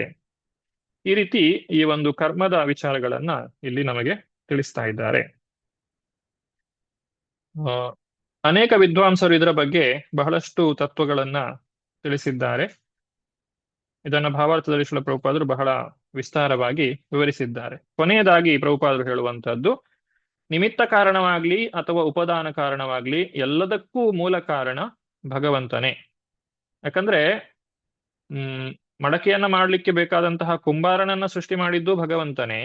ಆ ಮಡಕೆಗೆ ಬೇಕಾದಂತಹ ಮಣ್ಣನ್ನ ಸೃಷ್ಟಿ ಮಾಡಿದ್ದು ಭಗವಂತನೇ, ಆ ಪಂಚ ಮಹಾಭೂತಗಳು. ಹಾಗಾಗಿ ಭಗವಂತನು ಸರ್ವ ಕಾರಣ ಅಂತ ಹೇಳಿ ಇಲ್ಲಿ ಹೇಳ್ತಾರೆ. ಈಶ್ವರ ಪರಮ ಕೃಷ್ಣ ಸಚ್ಚಿದಾನಂದ ವಿಗ್ರಹ ಅನಾದಿರಾದಿರ್ ಗೋವಿಂದ ಸರ್ವ ಕಾರಣಂ. ಭಗವಂತನಿಲ್ಲದೆ ಯಾವುದೂ ಇಲ್ಲ ಅಂತ ಹೇಳಿ ಇಲ್ಲಿ ಹೇಳ್ತಾರೆ. ಈ ರೀತಿ ಇದನ್ನೆಲ್ಲ ಯಾಕೆ ನಾವು ಅರ್ಥ ಮಾಡಿಕೊಳ್ಳಬೇಕು ಅಂತ ಹೇಳಿದ್ರೆ, ಇದು ಈ ಒಂದು ತತ್ವ ಏನಿದೆ, ಈ ಕರ್ಮ ಸಿದ್ಧಾಂತ, ಇದನ್ನ ಯಾರು ಅರ್ಥ ಮಾಡಿಕೊಳ್ತಾರೆ ಅವರು ಭೌತಿಕ ಬಂಧನದಿಂದ ಬಿಡುಗಡೆಯಾಗ್ಲಿಕ್ಕೆ ಸಾಧ್ಯ ಇದೆ. ಈಗ ಒಬ್ಬ ಖೈದಿಯನ್ನ ಜೈಲಿನಲ್ಲಿ ಹಾಕಿದ್ದಾರೆ. ಜೈಲಿನಲ್ಲಿ ಹಾಕಿ ಬಾಗಿಲು ಹಾಕಿ ಅದನ್ನ ಲಾಕ್ ಮಾಡಿದ್ದಾರೆ, ಬೀಗವನ್ನ ಹಾಕಿದ್ದಾರೆ. ಆ ಬೀಗದ ಕೈ ಇದೆಯಲ್ಲ, ಅದು ಈ ತತ್ವ. ಈ ತತ್ವವನ್ನ ಉಪಯೋಗಿಸಿ ನಾವು ಆ ಬೀಗವನ್ನ ತೆಗಿಬಹುದು. ಅಂದ್ರೆ ಯಾರು ಈ ಪ್ರಪಂಚದಲ್ಲಿ ಜೀವನವನ್ನ ಮಾಡುವಾಗ ಈ ತತ್ವವನ್ನ ಅರ್ಥ ಮಾಡಿಕೊಂಡು ಜೀವನ ನಡೆಸ್ತಾರೋ ಅವರು ಜೀವನದಲ್ಲಿ ಮಾಡುವಂತಹ ಕರ್ಮಗಳಿಂದ ಬಂಧನಕ್ಕೆ ಈಡಾಗುವುದಿಲ್ಲ. ಹೇಗೆಂದ್ರೆ ಈ ಪ್ರಪಂಚದಲ್ಲಿ ಈಗ ನಾವು ಯಾವುದೇ ಒಂದು ವ್ಯವಹಾರವನ್ನ ಮಾಡುವಾಗ ನಮಗೆ ವ್ಯವಹಾರದಲ್ಲಿ ಲಾಭ ಆದರೆ ನಾವು ಸರ್ಕಾರಕ್ಕೆ ಟ್ಯಾಕ್ಸ್ ಕಟ್ಟಬೇಕು. ಅದೇ ರೀತಿ ನಾವು ಮಾಡುವಂತಹ ಕರ್ಮ, ಅದಕ್ಕೆ ನಾವು ಪ್ರತಿಫಲವನ್ನು ಅನುಭವಿಸಬೇಕು. ಆದ್ರೆ ಯಾರು ಈ ಟ್ಯಾಕ್ಸ್ ಫ್ರೀ ಆಗಿರ್ತಾರೆ. ಅವರಿಗೆ ಯಾವುದೇ ಸರ್ಕಾರದ ಅವ್ರು ಮಾಡುವಂತಹ ವ್ಯವಹಾರ ಅದೇನಿದೆ ಅದನ್ನ ಅವರು ಸ್ವಂತ ಲಾಭಕ್ಕೆ ಬಳಸಿಕೊಳ್ಳುವುದಿಲ್ಲ, ಅಥವಾ ಅದರಲ್ಲಿ ಯಾವುದೇ ಲಾಭವನ್ನ ಅವರು ತೋರಿಸುವುದಿಲ್ಲ ಅಂತ ಹೇಳಿದ್ರೆ ಅವರಿಗೆ ಟ್ಯಾಕ್ಸ್ ಇರುವುದಿಲ್ಲ. ಹಾಗೆ ಈ ಪ್ರಪಂಚದಲ್ಲಿ ನಡೆಯುವಂತಹ ಕಾರ್ಯ ಏನಿದೆ ಬೇರೆ ಬೇರೆ ಪ್ರಕೃತಿ ಗುಣಗಳಿಗೆ ಅನುಗುಣವಾಗಿ ಅದರಲ್ಲಿ ಯಾರು ಕರ್ತೃತ್ವವನ್ನ ನೋಡುವುದಿಲ್ಲವೋ ಅವರು ಮತ್ತೆ ಇಲ್ಲಿ ಹುಟ್ಟಿ ಬರಬೇಕಾಗಿಯೇ ಇಲ್ಲ. ಅವರು ಮತ್ತೆ ಅವರಿಗೆ ಯಾವುದೇ ಕರ್ಮ ಬಂಧನಗಳು ಉಳಿದಿರುವುದಿಲ್ಲ, ಭೌತಿಕವಾದಂತಹ ಸುಖ ದುಃಖಗಳು ಅವರನ್ನ ಆವರಿಸುವುದಿಲ್ಲ. ಆದ್ರಿಂದ ಇದನ್ನು ನಾವು ಸರಿಯಾಗಿ ಅರ್ಥ ಮಾಡಿಕೊಳ್ಳಬೇಕು. ಭಗವಂತನು ಕೂಡ ನಿರ್ಲಿಪ್ತನಾಗಿದ್ದಾನೆ, ಅದೇ ರೀತಿ ನಾವು ಕೂಡ ಈ ಭಗವಂತನು ನಿರ್ಲಿಪ್ತನಾಗಿದ್ದಾನೆ ಅಂತ ಹೇಳಿ ನಾವು ಅರ್ಥ ಮಾಡಿಕೊಂಡ ಮಾತ್ರಕ್ಕೆ ನಮಗೆ ಕರ್ಮ ಬಂಧನದಿಂದ ಬಿಡುಗಡೆ ಸಿಗ್ತದೆ. ಅದು ಭಗವಂತನು ನಮಗೆ ಕೊಡುವಂತಹ ಒಂದು ಆಶ್ವಾಸನೆ. ಭಗವದ್ಗೀತೆಯಲ್ಲಿ ಹೇಳ್ತಾರೆ, ನಮಾಂ ಕರ್ಮಾಣಿ ಲಿಂಪಂತಿ ನಮೇ ಕರ್ಮ ಫಲೇಸ್ಪೃಹ. ಯಾರು ನನ್ನನ್ನು ಅರ್ಥ ಮಾಡಿಕೊಳ್ತಾರೆ ಅವರಿಗೂ ಕರ್ಮ ಫಲ ಇಲ್ಲ ಅಂತ ಹೇಳಿ ಹೇಳ್ತಾನೆ. ಅದನ್ನ ಸರಿಯಾಗಿ ಅರ್ಥ ಮಾಡಿಕೊಳ್ಳುವುದು ಹೇಗೆ? ಈ ರೀತಿಯಾಗಿ ಇಲ್ಲಿ ಕರ್ಮವು ಯಾವ ರೀತಿಯಾಗಿ ಕೆಲಸ ಮಾಡ್ತದೆ, ಅದರ ಪ್ರತಿಫಲ ಹೇಗೆ ಬರ್ತದೆ ಅನ್ನೋದನ್ನ ನಾವು ಅರ್ಥ ಮಾಡಿಕೊಳ್ಳಬೇಕು. ಬಹಳ ಮುಖ್ಯವಾದಂತಹ ವಿಚಾರ ಇದು. ಮುಂದುವರಿಸ್ತಾ 18ನೆಯ ಶ್ಲೋಕ. ಸಾ ಖಲ್ವಿದಂ ಭಗವಾನ್ ಕಾಲಶಕ್ತ್ಯಾ ಗುಣ ಪ್ರವಾಹೇಣ ವಿಭಕ್ತ ವೀರ್ಯ ಕರೋತ್ಯ ಕರ್ತೈವ ನಿಹಂತ್ಯ ಹಂತ ಚೇಷ್ಟಾ ವಿಭೂಮ್ನ ಖಲು ದುರ್ವಿಭಾವ್ಯ. ಶಶಿಕುಮಾರ್ ಪ್ರಭು. ಹರೇ ಕೃಷ್ಣ ಪ್ರಭುಜಿ. ದೇವೋತ್ತಮ ಪರಮಪುರುಷನು ತನ್ನ ಅಚಿಂತ್ಯ ಪರಮಾದ್ಭುತ ಶಕ್ತಿಯಾದ ಕಾಲದ ಮೂಲಕ ಭೌತಿಕ ಪ್ರಕೃತಿಯ ತ್ರಿಗುಣಗಳ ಪರಸ್ಪರ ಕ್ರಿಯೆಯನ್ನು ಚಾಲನೆಗೊಳಿಸುತ್ತಾನೆ. ಅವನು ಕಾರ್ಯ ಮಾಡುತ್ತಿದ್ದಂತೆ ಕಾಣುತ್ತದೆ, ಆದರೂ ಅವನು ಕರ್ತನಲ್ಲ. ಅವನು ಕೊಲ್ಲುತ್ತಿರುತ್ತಾನೆ, ಆದರೂ ಕೊಲ್ಲುವವನಲ್ಲ. ಆದ್ದರಿಂದ ಪ್ರತಿಯೊಂದು ಅವನ ಅಚಿಂತ್ಯ ಶಕ್ತಿಯಿಂದಲೇ ನಡೆಯುತ್ತಿದೆ ಎಂದು ಅರ್ಥವಾಗುತ್ತದೆ. ಹರೇ ಕೃಷ್ಣ. ಹರೇ ಕೃಷ್ಣ. ಅಚಿಂತ್ಯ ಭೇದಾಭೇದ ತತ್ವ ಅಂತ ಹೇಳ್ತಾರೆ, ದುರ್ವಿಭಾವ್ಯ ಅಂತಾನು ಹೇಳ್ತಾರೆ. ಅಚಿಂತ್ಯ ಅಂದ್ರೆ ನಮಗೆ ನಮ್ಮ ಬುದ್ಧಿಗೆ ಎಟುಕದ್ದು ಅಂತ ಹೇಳ್ತಾರೆ. ಅಲ್ಪ ಬುದ್ಧಿಯಿಂದ ತಿಳಿದುಕೊಳ್ಳಲು ಅಸಾಧ್ಯವಾದದ್ದು. ವಿಭಕ್ತ ವೀರ್ಯ. ವಿಭಕ್ತ ಅಂದ್ರೆ ಪ್ರತ್ಯೇಕಗೊಂಡ, ಅವಿಭಕ್ತ ಅಂತ ಹೇಳಿದ್ರೆ ಪ್ರತ್ಯೇಕಗೊಳ್ಳದ, ಜೊತೆಯಲ್ಲಿರುವ ಅಂತ ಹೇಳಿ ಸಾಮಾನ್ಯ ಅರ್ಥ. ವೀರ್ಯ ಅಂತ ಹೇಳಿದ್ರೆ ಶಕ್ತಿ. ಭಗವಂತನ ಶಕ್ತಿ ಅದು ವಿಭಕ್ತ ವೀರ್ಯ ಅಂದ್ರೆ ಎಲ್ಲ ಕಡೆ ಹರಡಿಕೊಂಡಿದೆ. ಆದ್ರೂ ಕೂಡ ಭಗವಂತನು ತಾನಾಗಿ ಇರ್ತಾನೆ. ಭಗವಂತನ ಶಕ್ತಿ ಕ್ಷೀಣವಾಗುವುದಿಲ್ಲ. ಭಗವಂತನ ಕರುಣೆಯನ್ನ ಚೆನ್ನಾಗಿ ಅರ್ಥ ಮಾಡಿಕೊಳ್ಳಬಹುದು. ದೇಶದ ಸರ್ಕಾರವು ಯಾವಾಗಲೂ ಕರುಣಾಮಯವಾಗಿರಬೇಕೆಂದು ನಿರೀಕ್ಷಿಸಲಾಗುತ್ತದೆ. ಆದರೆ ಕೆಲವು ವೇಳೆ ಕಾನೂನು ಮತ್ತು ಆಜ್ಞೆಗಳ ಪಾಲನೆಯ ದೃಷ್ಟಿಯಿಂದ ತನ್ನ ಪೊಲೀಸ್ ಶಕ್ತಿಯನ್ನು ಬಳಸಲಾಗುತ್ತದೆ. ಶಾಸನಭಂಗದಲ್ಲಿ ನಿರತರಾದ ಪ್ರಜೆಗಳಿಗೆ ದಂಡನೆಯನ್ನು ವಿಧಿಸಲಾಗುತ್ತದೆ. ಅದೇ ರೀತಿ ದೇವೋತ್ತಮ ಪರಮಪುರುಷನು ಕೂಡ ಕರುಣಾಮಯನಾಗಿರ್ತಾನೆ, ಗುಣಭರಿತನಾಗಿರುತ್ತಾನೆ, ಹಾಗೂ ತನ್ನೆಲ್ಲ ಜೀವಿಗಳನ್ನ, ತನ್ನ ಮಕ್ಕಳನ್ನ ಅವನು ಪಾಲನೆ ಮಾಡ್ತಾ ಇರ್ತಾನೆ. ಆದ್ರೆ ಯಾರು ಭಗವಂತನ ಜೊತೆಗೆ ತಮಗಿರುವಂತಹ ಸಂಬಂಧವನ್ನ ಮರೆತಿರ್ತಾರೋ ಅವರಿಗೆ ಈ ಪ್ರಕೃತಿಯ ಒಂದು ಬಾಧೆಯು ತಟ್ಟುತ್ತದೆ. ಯಾಕಂದ್ರೆ ಭಗವಂತನನ್ನು ನಾವು ಮರೆತಾಗ ಸಾಮಾನ್ಯವಾಗಿಯೇ ನಾವು ಭೌತಿಕ ಪ್ರಕೃತಿಯ ಮೇಲೆ ಪ್ರಭುತ್ವವನ್ನು ಸಾಧಿಸಲಿಕ್ಕೆ ಪ್ರಯತ್ನ ಪಡ್ತೇವೆ. ಆ ಪ್ರಯತ್ನದಲ್ಲಿ ನಾವು ಸಫಲರಾಗ್ಲಿಕ್ಕೆ ಸಾಧ್ಯ ಇಲ್ಲ, ಸಫಲರಾದಂತೆ ಕಾಣಬಹುದು ಅಷ್ಟೇ. ಆ ಒಂದು ಪ್ರಯತ್ನದಲ್ಲಿ ನಾವು ಬಹಳಷ್ಟು ಕಷ್ಟಗಳನ್ನ ಪಡ್ತೇವೆ. ದೇವೋತ್ತಮ ಪರಮಪುರುಷನಿಂದಲೇ ಶಕ್ತಿಯು ಹೊರಹೊಮ್ಮುವುದರಿಂದ ಅವನೇ ಕರ್ತೃ ಎಂದು ವಾದಿಸುವುದು ಸರಿಯಲ್ಲ. ಹಾಗೆ ಹಿಂದಿನ ಶ್ಲೋಕದಲ್ಲಿ ಹೇಳಿದಾಗೆ ನಿಮಿತ್ತ ಮಾತ್ರಂ, ಅವನು ಅಲಿಪ್ತನಾಗಿದ್ದಾನೆ. ಹಾಗೂ ಇದನ್ನು ನಾವು ಅರ್ಥ ಮಾಡಿಕೊಳ್ಳುವುದು ಬಹಳ ಕಷ್ಟ, ದುರ್ವಿಭಾವ್ಯ ಅಂತ ಹೇಳಿ ಇಲ್ಲಿ ತಿಳಿಸ್ತಾ ಇದ್ದಾರೆ. ಹಾಗಾದ್ರೆ ಈಗ ಮುಖ್ಯವಾಗಿ ನಾವು ಏನು ಅರ್ಥ ಮಾಡಿಕೊಳ್ಳಬೇಕು? ನಾವು ಪ್ರಪಂಚದಲ್ಲಿ ಈ ಭೌತಿಕ ಪ್ರಪಂಚದಲ್ಲಿ ಪ್ರಭುತ್ವವನ್ನ ಸಾಧಿಸುವಂತಹ ನಮ್ಮ ಪ್ರಯತ್ನವೇ ನಮ್ಮ ಸುಖ ದುಃಖಗಳಿಗೆ ಕಾರಣವಾಗ್ತದೆ. ಇನ್ನೊಂದು ಉದಾಹರಣೆಯನ್ನು ಕೊಡ್ತಾರೆ, ವಿಷ್ಣು ಪುರಾಣದಲ್ಲಿ ಕೊಟ್ಟಿರುವಂತಹ ಉದಾಹರಣೆ. ಒಂದು ಸ್ಥಳದಲ್ಲಿ ಬೆಂಕಿ ಇರುತ್ತದೆ. ಆ ಬೆಂಕಿಯಿಂದ ಹುಟ್ಟಿದ ಶಾಖ ಮತ್ತು ಬೆಳಕು ಅನೇಕ ವೈವಿಧ್ಯಮಯ ರೀತಿಯಲ್ಲಿ ಕೆಲಸ ಮಾಡುತ್ತದೆ. ಇನ್ನೊಂದು ಉದಾಹರಣೆ ಕೊಡುವುದಾದರೆ, ವಿದ್ಯುತ್ ಶಕ್ತಿಯ ಕೇಂದ್ರ ಗ್ರಹ ಒಂದು ಸ್ಥಳದಲ್ಲಿರುತ್ತದೆ, ಆದರೆ ಅದರ ಶಕ್ತಿಗಳಿಂದ ಅನೇಕ ವೈವಿಧ್ಯಮಯ ಯಂತ್ರಗಳು ಕೆಲಸ ಮಾಡುತ್ತವೆ. ಶಕ್ತಿಯ ಮೂಲ ಸ್ರೋತಸ್ಸಿಗೆ ಎಂದೂ ಅಭಿನ್ನವಲ್ಲ. ಅಂದ್ರೆ ಭಗವಂತ ಮೂಲದಲ್ಲಿ ಇರ್ತಾನೆ, ಆತನು ಎಲ್ಲಾ ಕಡೆ ತನ್ನ ಶಕ್ತಿಯನ್ನ ಆ ಹರಿಸ್ತಾನೆ. ಆ ರೀತಿಯಾಗಿ ಭಗವಂತನು ಕಾರ್ಯಗಳನ್ನ ಮಾಡುವಂಥದ್ದು. ಆ ಸ್ರೋತಸ್ಸು, ಮೂಲ ಕಾರಣ, ಸರ್ವ ಕಾರಣ, ಅವನು ಪ್ರಥಮ ಕಾರಣನಾಗಿದ್ದಾನೆ. ಅವನು ಭಿನ್ನವೂ ಆಗಿದ್ದಾನೆ, ಅಭಿನ್ನವೂ ಆಗಿದ್ದಾನೆ. ಅದನ್ನೇ ಅಚಿಂತ್ಯ ಭೇದಾಭೇದ ತತ್ವ ಅಂತ ಹೇಳಿ ಕರೆಯುವುದು. ಭೇದ ಅಂದ್ರೆ ಪ್ರತ್ಯೇಕಗೊಂಡ, ಅಭೇದ ಅಂತ ಹೇಳಿದ್ರೆ ಪ್ರತ್ಯೇಕಗೊಳ್ಳದ. ಆದ್ರೆ ಮೊದಲು ನಾವು ಹೇಳೋದು ಅಚಿಂತ್ಯ ಅಂತ ಹೇಳಿ, ಅಂದ್ರೆ ಅರ್ಥ ಮಾಡಿಕೊಳ್ಳಿಕ್ಕೆ ಬಹಳ ಕಷ್ಟವಾಗಿರುವಂತಹದ್ದು. ಈ ರೀತಿ ಈ ಒಂದು ಶ್ಲೋಕದಲ್ಲಿ ಇಲ್ಲಿ ಹೇಳ್ತಾ ಇದ್ದಾರೆ. ಈ 18ನೆಯ ಶ್ಲೋಕದ ಭಾವಾರ್ಥದಲ್ಲಿ ಕನ್ನಡ ಅನುವಾದದಲ್ಲಿ ಸ್ವಲ್ಪ ಒಂದು ವ್ಯತ್ಯಾಸ ಇದೆ. ನಾವು ಇಂಗ್ಲಿಷ್ನಲ್ಲಿ ನೋಡುವುದಾದ್ರೆ, ಈ ಕೊನೆಗೆ ಇಲ್ಲಿ ಬ್ರಹ್ಮನ ರೂಪದಿಂದ ಅವನು ಸೃಷ್ಟಿಸುತ್ತಾನೆ ಅಂತ ಹೇಳಿದ್ದಾರೆ, ಮತ್ತು ವಿಷ್ಣುವಿನ ರೂಪದಿಂದ ಅವನೇ ಪ್ರಳಯವನ್ನು ಮಾಡುತ್ತಾನೆ ಅಂತ ಹೇಳಿ ಇದೆ. ಆದ್ರೆ ಅಲ್ಲಿ ಒಂದು ಲೈನ್ ಬಿಟ್ಟು ಹೋಗಿದೆ ಅನುವಾದದಲ್ಲಿ. ಅದು ವಿಷ್ಣುವು ಪಾಲಿಸುತ್ತಾನೆ ಅಂತ ಆಗ್ಬೇಕು. ನಾವು ಇಂಗ್ಲಿಷ್ ಅದರಲ್ಲಿ ಮೂಲದಲ್ಲಿ ನೋಡಿದ್ದಾದ್ರೆ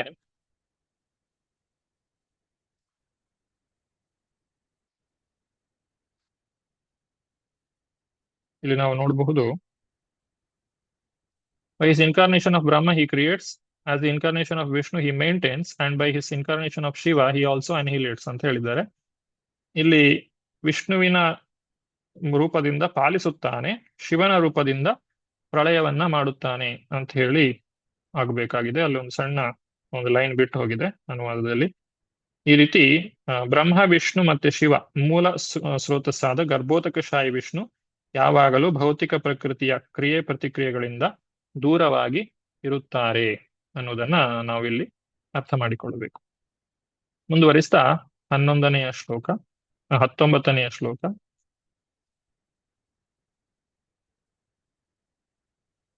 ಸೋನಂತೋನ್ ಸಹ ಅನಂತ ಅಂತಕರಃ ಕಾಲ ಅನಾದಿ ಆದಿಕೃತ್ ಅವ್ಯಯಃ ಜನಂ ಜನೇನ ಜನಯನ್ ಮಾರಯನ್ ಮೃತ್ಯುನಾ ಅಂತಕಂ.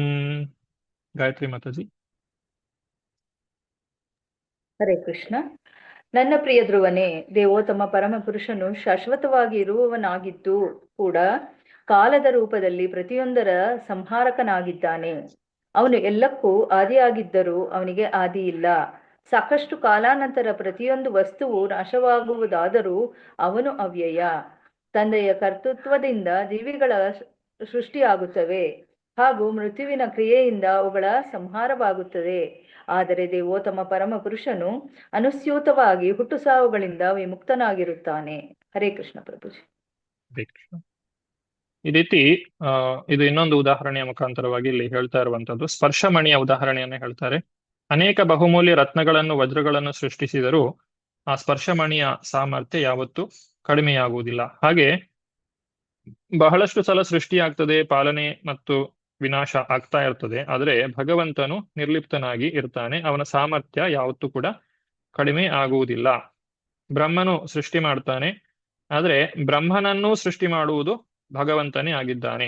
ಶಿವನು ಸಮಸ್ತವನ್ನು ಸಂಹಾರ ಮಾಡ್ತಾನೆ, ಆದರೆ ಈ ಬ್ರಹ್ಮಾಂಡ ನಾಶವಾದಾಗ ತ್ರಿಮೂರ್ತಿಗಳು ಕೂಡ ತಮ್ಮ ಒಂದು ಅವತಾರವನ್ನ ಸಮಾಪ್ತಿ ಮಾಡ್ತಾರೆ. ಆ ರೀತಿಯಾಗಿ ಹೇಳುವುದಾದ್ರೆ ಶಿವನು ಕೂಡ ಇಲ್ಲಿ ಕೊನೆಯನ್ನ ಕಾಣ್ತಾನೆ ಈ ಭೌತಿಕ ಬ್ರಹ್ಮಾಂಡದೊಳಗೆ. ಆಗಿರ್ಬೇಕಾದ್ರೆ ಈ ರೀತಿ ವೇದ ಸ್ತೋತ್ರಗಳಲ್ಲಿ ಪ್ರತಿಪಾದಿಸಲಾಗಿದೆ. ಪರಮಪ್ರಭುವಿನ ಅಚಿಂತ್ಯ ಸಾಮರ್ಥ್ಯವನ್ನು ಅರಿತುಕೊಳ್ಳಲು ಒಂದು ಉದಾಹರಣೆ ನಮಗೆ ಸಹಾಯಕವಾಗಬಲ್ಲದು. ಇಲ್ಲಿ ಮಹಾಯುದ್ಧ, ಇತ್ತೀಚಿನ ಒಂದು ಯುದ್ಧದ ಬಗ್ಗೆ ಹೇಳುವುದಾದ್ರೆ ಹಿಟ್ಲರ್ ಅನ್ನುವ ವ್ಯಕ್ತಿಯ ಬಗ್ಗೆ ನಾವು ಕೇಳಿದ್ದೇವೆ, ಅಥವಾ ನೆಪೋಲಿಯನ್ ಬೋನಪಾರ್ಟಿಯ ಬಗ್ಗೆ ಕೇಳಿದ್ದೇವೆ. ಅವರು ಅನೇಕ ಜನರನ್ನ ಸಂಹಾರ ಮಾಡಿದ್ದಾರೆ, ಹಾಗೂ ಕೊನೆಯಲ್ಲಿ ಅವರು ಕೂಡ ಕೊಲ್ಲಲ್ಪಟ್ಟಿದ್ದಾರೆ. ಜನರು ಇದರ ಬಗ್ಗೆ ಬಹಳಷ್ಟು ಚರ್ಚೆಯನ್ನ ಮಾಡ್ತಾರೆ, ಅವರು ಎಷ್ಟೊಂದು ಜನರನ್ನ ಹೇಗೆ ಕೊಂದ್ರು ಅಂತ ಹೇಳಿ ಇಲ್ಲಿ ಹೇಳ್ತಾರೆ. ಆದ್ರೆ ಕೊನೆಯದಾಗಿ ಪ್ರಭುಪಾದರು ಹೇಳುವುದು, ಹಿಟ್ಲರನನ್ನು ಕೊಂದವರು ಯಾರು, ಮನುಷ್ಯ ಜೀವಿಗಳ ಅಂತಹ ರಾಕ್ಷಸೋಪಮ ಸಂಹಾರಕನನ್ನು ಯಾರು ಸೃಷ್ಟಿಸಿದರು ಎಂಬುದನ್ನು ಯಾರು ಸಂಶೋಧನೆ ಮಾಡುತ್ತಿಲ್ಲ. ಅಂದ್ರೆ ಜನರು ಇನ್ನೂ ಸ್ವಲ್ಪ ಒಂದು ಹೆಜ್ಜೆ ಹಿಂದಕ್ಕೆ ಹೋಗಿ ಯೋಚನೆ ಮಾಡುವುದಿಲ್ಲ.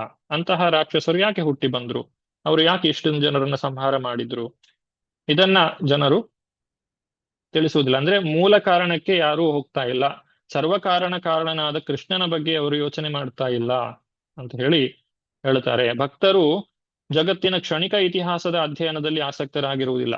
ಮೂಲ ಸೃಷ್ಟಿಕರ್ತ, ಪಾಲಕ ಮತ್ತು ಸಂಹಾರಕ. ಮೂಲ ಸೃಷ್ಟಿಕರ್ತನು ಕೃಷ್ಣ, ಅವರ ಮೂಲ ಪಾಲಕನು ಕೃಷ್ಣನೇ, ಹಾಗೂ ಮೂಲ ಸಂಹಾರಕನು ಕೃಷ್ಣನೇ ಆಗಿದ್ದಾನೆ. ಹಾಗಾಗಿ ಕೃಷ್ಣನ ಬಗ್ಗೆ ನಾವು ಆಸಕ್ತರಾಗಿದ್ದೇವೆ ಅಂತ ಹೇಳಿ ಇಲ್ಲಿ ತಿಳಿಸ್ತಾ ಇದ್ದಾರೆ. 20ನೇ ಶ್ಲೋಕ. ನ ವೈ ಸ್ವಪಕ್ಷೋಸ್ಯ ವಿಪಕ್ಷ ಏವ ವಾ ಪರಸ್ಯ ಮೃತ್ಯೋರ್ವಿಶತ ಸಮಂ ಪ್ರಜಾ ತಂ ಧಾವಮಾನಮನುಧಾವಂತ್ಯನೀಶಾ ಯಥಾ ರಜಾಂಸ್ಯ ನಿಲಂ ಭೂತ ಸಂಘ. ಉಮಾ ಕುಲಕರ್ಣಿ ಮಾತಾಜಿ.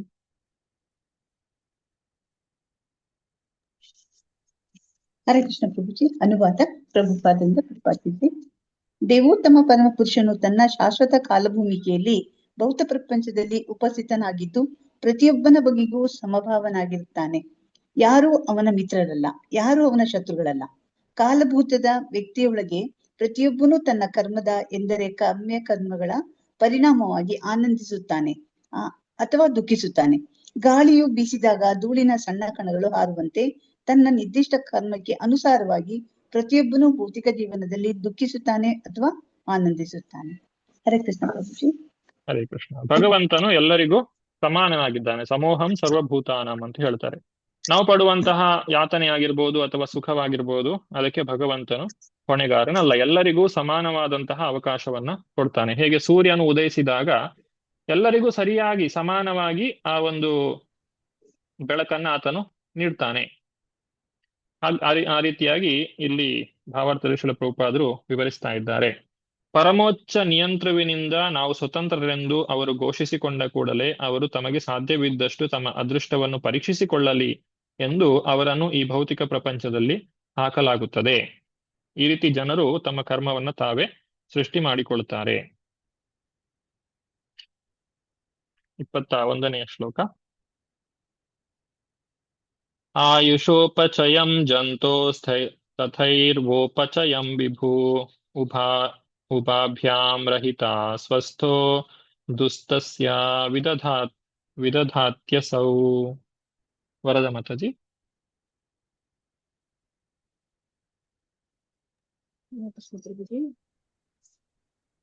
ಅನುವಾದ.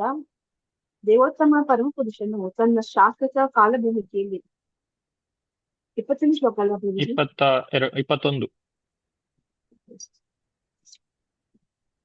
ದೇವೋತ್ತಮ ಪರಮ ಪುರುಷನಾದ ವಿಷ್ಣು ಸರ್ವಶಕ್ತ. ಆತನು ಪ್ರತಿಯೊಬ್ಬರಿಗೂ ಅವರವರ ಕರ್ಮಗಳ ಫಲಗಳನ್ನು ನೀಡುತ್ತಾನೆ. ಒಬ್ಬ ಜೀವಿಯು ಆಯಸ್ಸು ಕಡಿಮೆ ಇರಬಹುದು, ಮತ್ತೊಬ್ಬನು ತುಂಬಾ ದೀರ್ಘವಾಗಿ ಇರಬಹುದು. ಆದರೆ ಭಗವಂತ ಇವುಗಳಿಗೆ ಅತೀತವಾದ ಸ್ಥಿತಿಯನ್ನು ನೀಡುತ್ತಾನೆ. ಆದ್ದರಿಂದ ಆತನ ಜೀವಿಸಿದ ಅವಧಿಯನ್ನು ಕಡಿಮೆ ಮಾಡುವ ಅಥವಾ ಹೆಚ್ಚಿಸುವ ಪ್ರಶ್ನೆಯೇ ಇಲ್ಲ. ಹರೇ ಕೃಷ್ಣ. ಇಲ್ಲಿ ಜೀವಿಗಳಿಗೆ ಅನುವಾದದಲ್ಲಿ ಹೇಳ್ತಾರೆ, ಒಬ್ಬ ವ್ಯಕ್ತಿ ಒಂದು ಸೊಳ್ಳೆಯಾಗಿ ಹುಟ್ಟಬಹುದು ಅಥವಾ ಬ್ರಹ್ಮದೇವನ ಆಗಬಹುದು. ಇದೆಲ್ಲವೂ ಕೂಡ ಆ ಜೀವಿಯ ಕರ್ಮಗಳಿಗೆ ಅನುಸಾರವಾಗಿ ಆಗುವಂತಹದ್ದು. ಭಗವಂತನು ನಿರ್ಲಿಪ್ತನಾಗಿರುತ್ತಾನೆ. ಭಕ್ತಿವಿನೋದ ಠಾಕೂರರು ಹೇಳುವಂಥದ್ದು, ನನ್ನ ಮಿತ್ರ, ಭೌತಿಕ ಪ್ರಕೃತಿಯ ಕಾಲದ ಅಲೆಯಲ್ಲಿ ನೀನು ಕೊಚ್ಚಿ ಹೋಗುತ್ತಿರುವೆ. ನೀನು ಭಗವಂತನ ನಿತ್ಯ ಸೇವಕ ಎಂಬುದನ್ನು ಅರಿತುಕೊಳ್ಳಲು ದಯವಿಟ್ಟು ಪ್ರಯತ್ನಿಸು.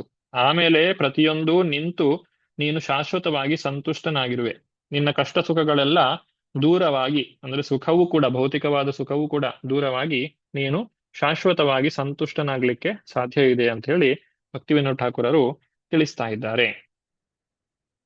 ಇದನ್ನೇ ಮುಂದುವರಿಸ್ತಾ 22ನೆಯ ಶ್ಲೋಕದಲ್ಲಿ ಹಣೆ ಬರಹಕ್ಕೆ ಯಾರು ಹೊಣೆ ಅಂತ ಹೇಳ್ತಾರೆ. ಆ ರೀತಿ ಇಲ್ಲಿ ವಿವಿಧ ಜೀವನಗಳಲ್ಲಿರುವ ಹಾಗೂ ಈ ಜೀವಿಗಳ ಸುಖ ದುಃಖಗಳಲ್ಲಿರುವ ಅಂತರವು ಕರ್ಮದ ಫಲ ಎಂದು ಕೆಲವರು ವಿವರಿಸುತ್ತಾರೆ.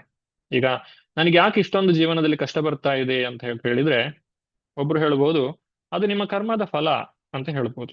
ಮತ್ತೆ ಕೆಲವರು ಅದು ಪ್ರಕೃತಿಯಿಂದ ಬಂದದ್ದು ಅಂತ ಹೇಳ್ಬೋದು. ಅಥವಾ ಇನ್ನು ಕೆಲವರು ಹೇಳ್ಬೋದು ಅದು ಕಾಲಕ್ಕೆ ಸರಿಯಾಗಿ ನಮಗೆ ಕಷ್ಟ ಸುಖಗಳು ಬರ್ತಾ ಇರ್ತವೆ ಅಂತ ಹೇಳ್ಬೋದು. ಅಥವಾ ಇನ್ನೊಬ್ರು ಹೇಳ್ಬೋದು ಅದೆಲ್ಲ ನಮ್ಮ ಹಣೆ ಬರಹ ಅಂತ ಹೇಳ್ಬೋದು. ಮತ್ತೆ ಕೆಲವರು ಅದು ಕಾಮದಿಂದ ಆಗುವಂತಹದ್ದು, ನಾವು ಪಡುವಂತಹ ಬಯಕೆಗಳಿಂದ ಈ ರೀತಿಯಾಗಿ ಕಷ್ಟ ಸುಖಗಳು ಬರ್ತವೆ ಅಂತ ಹೇಳಬಹುದು.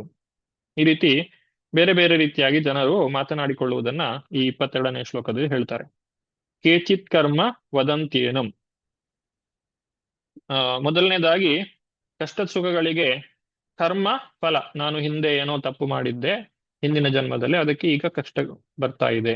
ಮತ್ತೆ ಕೆಲವರು ಹೇಳ್ಬೋದು ಪ್ರಕೃತಿಯ ಗುಣ, ಸತ್ವಗುಣ, ರಜೋಗುಣ, ತಮಗುಣಗಳಿಗೆ ಅನುಗುಣವಾಗಿ ನಾವು ಕಷ್ಟ ಸುಖಗಳನ್ನು ಅನುಭವಿಸ್ತೇವೆ. ಹೇಗೆ ಮಳೆಗಾಲ, ಚಳಿಗಾಲ, ಬೇಸಿಗೆಕಾಲ.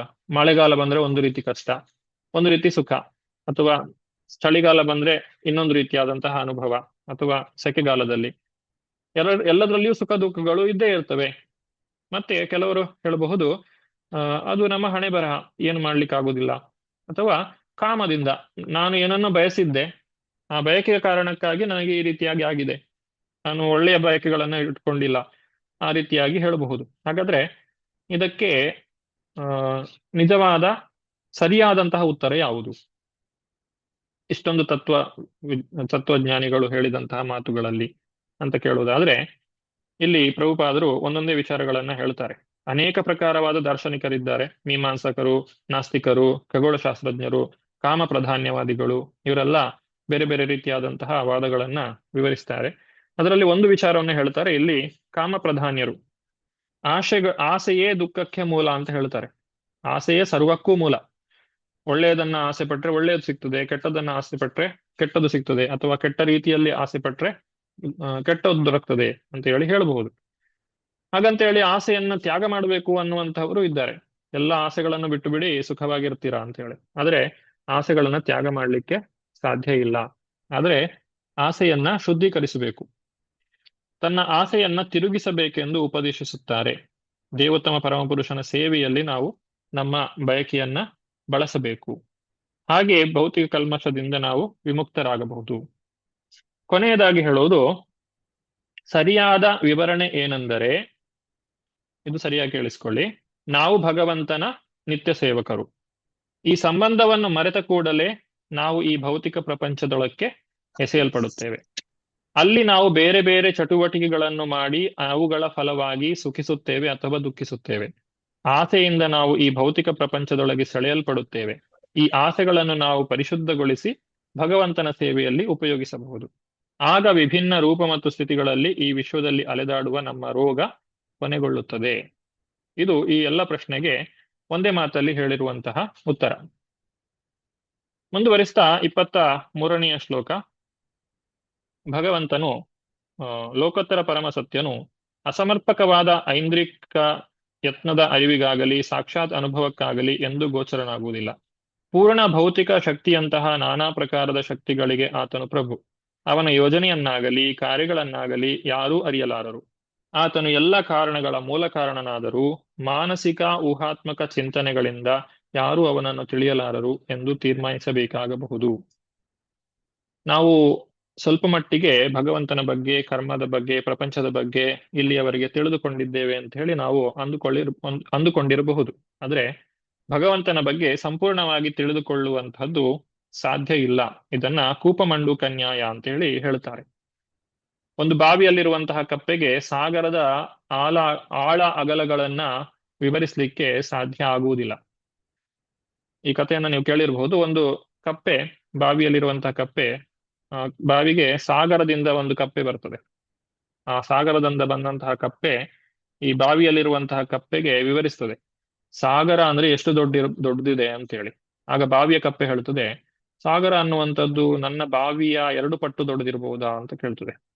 ಇಲ್ಲ, ಅದು ತುಂಬಾ ದೊಡ್ಡದಿದೆ ಅಂತ ಹೇಳ್ತದೆ ಸಾಗರ, ಇನ್ನೊಂದು ಕಪ್ಪೆ. ಆಗ ಈ ಬಾವಿ ಕಪ್ಪೆ ಹೇಳ್ತದೆ, ಹಾಗಾದ್ರೆ 3 ಪಟ್ಟು ದೊಡ್ಡದಿರ್ಬೋದಾ, 10 ಪಟ್ಟು ದೊಡ್ಡದಿರ್ಬೋದಾ, 1000 ಪಟ್ಟು ದೊಡ್ಡದಿರ್ಬೋದಾ ಅಂತ ಕೇಳ್ತದೆ.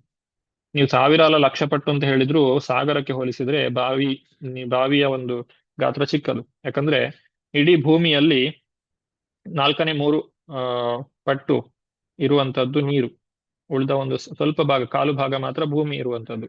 ಆ ಭೂಮಿಯ ಒಂದು ಸಣ್ಣ ಒಂದು ನಿರ್ಲಕ್ಷ್ಯ ದಷ್ಟು ಒಂದು ಸಣ್ಣ ಭಾಗದಲ್ಲಿ ಒಂದು ಬಾವಿ ಇದೆ. ಆ ಬಾವಿಯಲ್ಲಿ ಆ ತಳದಲ್ಲಿ ಒಂದು ಸ್ವಲ್ಪ ನೀರಿದೆ. ಆ ನೀರನ್ನು ಇಟ್ಕೊಂಡು ನಾವು ಸಾಗರಕ್ಕೆ ಹೋಲಿಸುವಂತದ್ದು ಕಷ್ಟ. ಅದೇ ರೀತಿ ಈ ಬ್ರಹ್ಮಾಂಡವೇ ಇಷ್ಟೊಂದು ದೊಡ್ಡದಾಗಿದೆ. ಈ ಬ್ರಹ್ಮಾಂಡದಲ್ಲಿ ಎಷ್ಟೊಂದು ಗ್ರಹ ನಕ್ಷತ್ರಗಳಿವೆ ಅಂತೇಳಿ ನಮಗೆ ಗೊತ್ತಿಲ್ಲ. ಅಂತಹ 100,000 ಸಾವಿರಾರು ಗ್ರಹವ್ಯೂಹಗಳಿವೆ, ಅನೇಕ ಬ್ರಹ್ಮಾಂಡಗಳಿವೆ. ಆ ಬ್ರಹ್ಮಾಂಡಗಳು ಸೃಷ್ಟಿಯಾಗ್ತವೆ, ವಿನಾಶವಾಗ್ತವೆ. ಅದು ಭಗವಂತನ ಆ ಒಂದು ಲೀಲೆಯ ಪ್ರಕಾರ ಆಗ್ತಾ ಇದೆ. ಇದನ್ನೆಲ್ಲ ನಮಗೆ ಅರ್ಥ ಮಾಡಿಕೊಳ್ಳುವುದು, ಅದು ನಾವು ಕೇಳಿಸಿಕೊಳ್ಳಬಹುದಷ್ಟೇ. ಅದನ್ನು ನಾವು ಸರಿಯಾಗಿ ಅರ್ಥ ಮಾಡಿಕೊಳ್ಳಿಕ್ಕೆ ಬಹಳ ಕಷ್ಟ. ಈ ರೀತಿ ಭಗವಂತನ ಆ ಒಂದು ಅಚಿಂತ್ಯವಾದಂತಹ ಶಕ್ತಿಯನ್ನ ಇಲ್ಲಿ ವಿವರಿಸ್ತಾ ಇದ್ದಾರೆ. ಮುಂದುವರಿಸ್ತಾ ಆತ್ಮತತ್ವದ ಬಗ್ಗೆ ಹೇಳ್ತಾರೆ. ಆಧ್ಯಾತ್ಮಿಕ ಜ್ಞಾನವನ್ನ ನಾವು ಬೆಳೆಸಿಕೊಳ್ಳುವುದರ ಒಂದು ಪ್ರಯೋಜನ ಸೂರ್ಯನನ್ನ ಕಾಣುವುದು ಅಂತ ಹೇಳ್ತಾರೆ. ರಾತ್ರಿ ಹೊತ್ತಲ್ಲಿ ಸೂರ್ಯ ಕಾಣುವುದಿಲ್ಲ. ಹಾಗಂತೇಳಿ ನಾನು ಟಾರ್ಚ್ ಲೈಟ್ ಹಾಕಿ ಸೂರ್ಯ ಎಲ್ಲಿದ್ದಾನೆ ಅಂತ ಹುಡುಕಿದ್ರೆ ನಮಗೆ ಸೂರ್ಯ ಕಾಣುವುದಿಲ್ಲ. ಸೂರ್ಯನನ್ನು ನಾವು ಯಾವಾಗ ಕಾಣಬಹುದು? ಬೆಳಗ್ಗೆ ಸೂರ್ಯೋದಯ ಆದಾಗ ಸೂರ್ಯ ಎಲ್ರಿಗೂ ಕಾಣಿಸ್ತಾನೆ. ಯಾವುದೇ ಪ್ರಯತ್ನದ ಅಗತ್ಯ ಇರುವುದಿಲ್ಲ. ಅಂದ್ರೆ ನಮ್ಮ ಪ್ರಯತ್ನ ಫಲವನ್ನ ಕೊಡುವುದಿಲ್ಲ. ಆ ಸೂರ್ಯ ತಾನಾಗಿ ಉದಯಿಸಿದಾಗ ನಮಗೆ ಸೂರ್ಯನು ಕಾಣಿಸ್ತಾನೆ. ಹಾಗೆ ನಾವು ಭಗವಂತನನ್ನ ಕಾಣಲಿಕ್ಕೆ ಪ್ರಯತ್ನವನ್ನ ಪಡಬಹುದು. ಆದ್ರೆ ಆ ಪ್ರಯತ್ನಕ್ಕೆ ಫಲವನ್ನ ಕೊಡುವುದು ಭಗವಂತನಿಗೆ ಬಿಟ್ಟದ್ದು. ಆ ಭಗವಂತ ತಾನಾಗಿ ಯಾವಾಗ ಗೋಚರಿಸ್ತಾನೆ ಆಗ ನಮಗೆ ಅರ್ಥ ಆಗ್ತದೆ ವಿನಃ ನಾನು ಬಹಳ ಕಷ್ಟಪಟ್ಟು ಯೋಚನೆ ಮಾಡಿ ದೇವರನ್ನ ಅರ್ಥ ಮಾಡಿಕೊಂಡೆ ಅಂತ ಹೇಳಿ ಯಾರು ಹೇಳಲಿಕ್ಕೆ ಸಾಧ್ಯ ಇಲ್ಲ. ಇನ್ನೊಂದು ಪ್ರಯೋಜನ ಅಂತ ಹೇಳಿದ್ರೆ, ನಾವು ಯಾವಾಗ ಸೂರ್ಯನನ್ನ ಕಾಣ್ತೇವೋ ಆಗ ನಾವು ನಮ್ಮನ್ನು ಕಾಣ್ತೇವೆ. ಸೂರ್ಯನಿಲ್ಲದಿದ್ರೆ ನಮಗೆ ನಾವೇ ಕಾಣುವುದಿಲ್ಲ. ರಾತ್ರಿಯ ಕಗ್ಗತ್ತಲಿನಲ್ಲಿ ನಮ್ಮ ಕೈ ನಮಗೆ ಕಾಣುವುದಿಲ್ಲ, ನಮ್ಮ ಶರೀರವೂ ಕೂಡ ನಮಗೆ ಕಾಣುವುದಿಲ್ಲ. ಅದೇ ಸೂರ್ಯೋದಯ ಆದಾಗ ನಮಗೆ ಸೂರ್ಯನೂ ಕಾಣ್ತಾನೆ, ನಮಗೆ ನಾವೂ ಕಾಣ್ತೇವೆ. ಹಾಗೆ ನಾವು ದೇವರನ್ನ ಕಾಣಲಿಕ್ಕೆ ಪ್ರಯತ್ನ ಪಟ್ಟಾಗ ನಾವು ಯಾರು ಅನ್ನೋದು ನಮಗೆ ಅರ್ಥ ಆಗ್ತದೆ. ಈ ರೀತಿ ಆ ಪರಮಾತ್ಮನನ್ನ ಅರ್ಥ ಮಾಡಿಕೊಂಡಂತಹ ವ್ಯಕ್ತಿ ಜೀವಾತ್ಮನನ್ನು ಕೂಡ ಅರ್ಥ ಮಾಡಿಕೊಳ್ತಾನೆ, ಇತರ ಜೀವಿಗಳನ್ನು ಕೂಡ ಅರ್ಥ ಮಾಡಿಕೊಳ್ತಾನೆ. ಮುಂದುವರಿಸ್ತಾ 24ನೇ ಶ್ಲೋಕ. ನನ್ನ ಪ್ರೀತಿಯ ಪುತ್ರನೇ, ಕುಬೇರನ ಅನುಚರರಾದ ಆ ಯಕ್ಷರು ವಾಸ್ತವವಾಗಿ ನಿನ್ನ ತಮ್ಮನನ್ನು ಕೊಂದವರಲ್ಲ. ಪ್ರತಿಯೊಬ್ಬ ಜೀವಿಯ ಜನನ ಮರಣಗಳನ್ನು ಪರಮಪ್ರಭುವೇ ಉಂಟು ಮಾಡುತ್ತಾನೆ. ಅವನೇ ಎಲ್ಲ ಕಾರಣಗಳ ಕಾರಣ. ಆದ್ರಿಂದ ಈ ಸಂಪೂರ್ಣ ಘಟನೆ ಏನಿದೆ, ಉತ್ತಮನನ್ನ ಸಂಹಾರ ಮಾಡಿದ್ದು ಅಂತೇಳಿ, ಇದನ್ನ ಈ ಮನುವು ನೀಡಿದಂತಹ ಜ್ಞಾನದ ದೃಷ್ಟಿಯಿಂದ ನಾವು ನೋಡಿದಾಗ ನಮಗೆ ವಾಸ್ತವ ಸಂಗತಿಯ ಅರ್ಥ ಆಗ್ತದೆ. ಅಹಂಕಾರದಿಂದ ನಾವು ಯೋಚನೆಯನ್ನ ಮಾಡಬಾರದು. ಅನಹಂಕಾರ ಅನ್ನುವಂತಹ ಮಾತನ್ನ ಹೇಳ್ತಾರೆ 25ನೇ ಶ್ಲೋಕದಲ್ಲಿ. ತಥಾಪಿ ಹಿ ಅನಹಂಕಾರಾತ್ ನ ಅಜ್ಯತೆ ಗುಣ ಕರ್ಮಭಿಹಿ. ದೇವೋತ್ತಮ ಪರಮಪುರುಷನು ಈ ಭೌತಿಕ ಜಗತ್ತನ್ನು ಸೃಷ್ಟಿಸುತ್ತಾನೆ, ಪಾಲಿಸುತ್ತಾನೆ ಮತ್ತು ಕಾಲಕ್ರಮದಲ್ಲಿ ಸಂಹರಿಸುತ್ತಾನೆ. ಆದರೆ ಅಂತಹ ಕಾರ್ಯಗಳಿಗೆಲ್ಲ ಅತೀತನಾಗಿರುವುದರಿಂದ ಆ ಕೆಲಸದಲ್ಲಿ ಆತನು ಎಂದು ಅಹಂಕಾರದಿಂದಾಗಲಿ ಭೌತಿಕ ಪ್ರಕೃತಿಯ ಗುಣಗಳಿಂದಾಗಲಿ ಲಿಪ್ತನಾಗುವುದಿಲ್ಲ. ಇದಿಷ್ಟು ಮನುವು ನೀಡಿದಂತಹ ಬೋಧನೆ.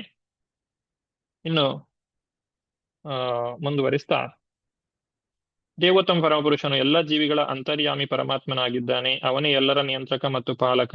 ತನ್ನ ಬಹಿರಂಗ ಶಕ್ತಿಯ ಕರ್ತೃತ್ವದ ಮೂಲಕ ಅವನೇ ಸೃಷ್ಟಿ ಸ್ಥಿತಿ ಪ್ರಳಯಗಳನ್ನ ಮಾಡುತ್ತಾನೆ.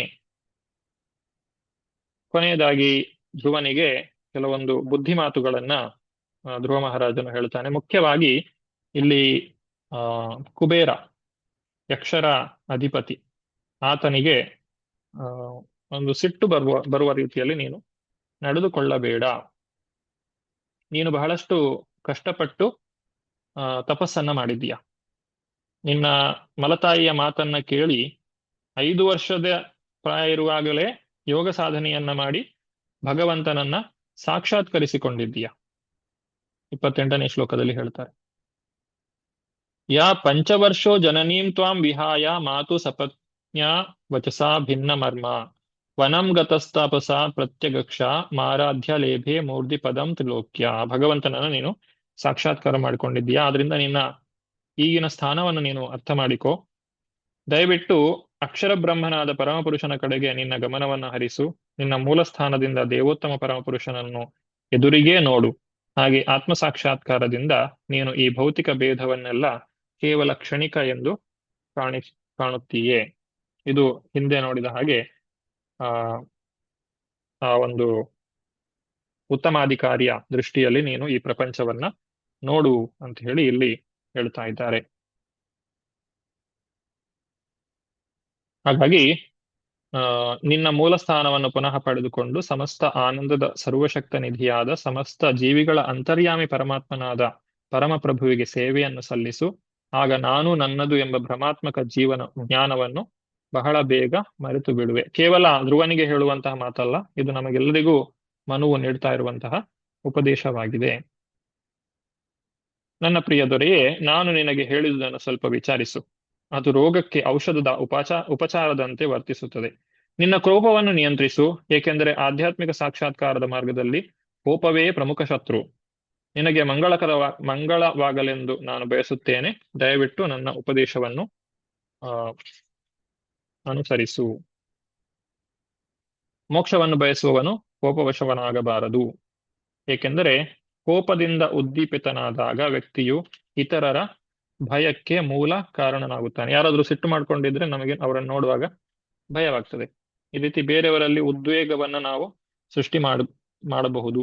ಹಾಗಾಗಿ ಈಗ ನೀನು ಕುಬೇರನಲ್ಲಿ ಉದ್ವೇಗವನ್ನ ಸೃಷ್ಟಿ ಮಾಡಿದ್ದೀಯ. 33ನೇ ಶ್ಲೋಕದಲ್ಲಿ ಹೇಳ್ತಾರೆ, ಹೇಲನಂ ಗಿರೀಶ ಭ್ರಾತು. ಗಿರೀಶ ಅಂದ್ರೆ ಶಿವ, ಅವನ ತಮ್ಮ ಧನದಸ್ಯ ಅಂದ್ರೆ ಕುಬೇರ. ಅವನಿಗೆ ನೀನು ಈ ಒಂದು ಉದ್ವಿಗ್ನತೆಯನ್ನ ಸೃಷ್ಟಿ ಮಾಡಿದ್ದೀಯ. ಯಾಕೆ? ಈ ಒಂದು ಎಲ್ಲಾ ಯಕ್ಷರನ್ನ ಸಂಹಾರ ಮಾಡುವ ಮುಖಾಂತರವಾಗಿ. ಈ ಕಾರಣದಿಂದ ನೀನು ಮೃದು ವಚನಗಳಿಂದಲೂ ಪ್ರಾರ್ಥನೆಯಿಂದಲೂ ಕೂಡಲೇ ಕುಬೇರನನ್ನು ಶಾಂತನನ್ನಾಗಿ ಮಾಡು. ತಂ ಪ್ರಸಾದಾಯ ವತ್ಸಾಶು ಸನ್ನತ್ಯ ಪ್ರಶಯೋಕ್ತಿಭಿಃ ನ ಯಾವನ್ಮಹಂತಾಂ ತೇಜ ಕುಲಂ ನೋಭಿ ಭವಿಷ್ಯತಿ. ನಮ್ಮ ಕುಲಕ್ಕೆ ಕುಲಂ ನೋಭಿ ಭವಿಷ್ಯತಿ, ಅವನ ಕ್ರೋಧವು ನಮ್ಮ ವಂಶಕ್ಕೆ ತಟ್ಟದಿರಲಿ ಅಂತ ಹೇಳಿ ಮನುವು ಹೇಳುವಂತಹ ಮಾತು. ಹೀಗೆ ಮನು ತನ್ನ ಮೊಮ್ಮಗನಾದಂತಹ ಧ್ರುವನಿಗೆ ಅನುಶಾಸನವನ್ನ ಇತ್ತು, ಅಂದ್ರೆ ಒಂದು ಒಳ್ಳೆ ಮಾತುಗಳನ್ನ ಹೇಳಿ ಗೌರವಪೂರ್ವಕವಾದಂತಹ ವಂದನೆಗಳನ್ನ ಸ್ವೀಕರಿಸಿದನು. ಅಂದ್ರೆ ಧ್ರುವನು ಮೊಮ್ಮಗ, ಮನು ಅಜ್ಜ. ಹಾಗಾಗಿ ಮೊಮ್ಮಗನು ಅಜ್ಜನಿಗೆ ನಮಸ್ಕಾರವನ್ನ ಮಾಡಿರುವಂತಹದ್ದು. ಹಾಗೂ ಮನು ಹಾಗೂ ಇತರ ಎಲ್ಲ ಮಹರ್ಷಿಗಳು ತಮ್ಮ ತಮ್ಮ ನೆಲೆಗಳಿಗೆ ಹಿಂದಿರುಗಿದರು. ಈ ರೀತಿ ಮನುವು ತನ್ನ ಬೋಧನೆಗಳನ್ನ ಧ್ರುವನಿಗೆ ನೀಡಿದ್ದಾರೆ.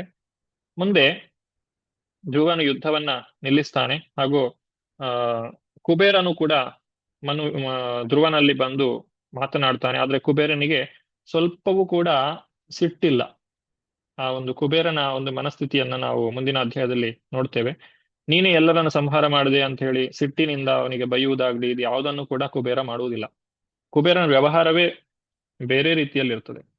ಆ ಭಗವಂತನ ಭಕ್ತರ ಒಂದು ಲಕ್ಷಣವನ್ನು ನಾವಲ್ಲಿ ಕಾಣಬಹುದು. ಇದೆಲ್ಲವನ್ನು ಮುಂದಿನ 12ನೇ ಅಧ್ಯಾಯದಲ್ಲಿ ನೋಡ್ತೇವೆ.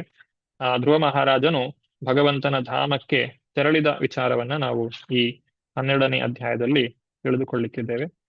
ಬಹಳ ದೀರ್ಘವಾದಂತಹ ಅಧ್ಯಾಯ 12ನೇ ಅಧ್ಯಾಯ. 13ನೇ ಅಧ್ಯಾಯದಲ್ಲಿ ಧ್ರುವ ಮಹಾರಾಜನ ವಂಶದಲ್ಲಿ ಬರುವಂತಹ ಇತರ ಮಹಾರಾಜರ ಬಗ್ಗೆ ನಾವು ತಿಳಿದುಕೊಳ್ಳಿಕ್ಕಿದ್ದೇವೆ. ಹೀಗೆ ಇನ್ನು 2 ಅಧ್ಯಾಯಗಳಲ್ಲಿ ಧ್ರುವ ಚರಿತ್ರೆಯನ್ನು ನಾವು ತಿಳಿದುಕೊಳ್ಳಿಕ್ಕಿದ್ದೇವೆ. ಅದನ್ನ ಮುಂದಿನ ಅಧ್ಯಾಯಗಳಲ್ಲಿ ತಿಳಿದುಕೊಳ್ಳೋಣ ಅಂತ ಹೇಳ್ತಾ ಇವತ್ತಿನ ತರಗತಿಗೆ ವಿರಾಮವನ್ನು ಕೊಡ್ತಾ ಇದ್ದೇನೆ. ಧನ್ಯವಾದಗಳು.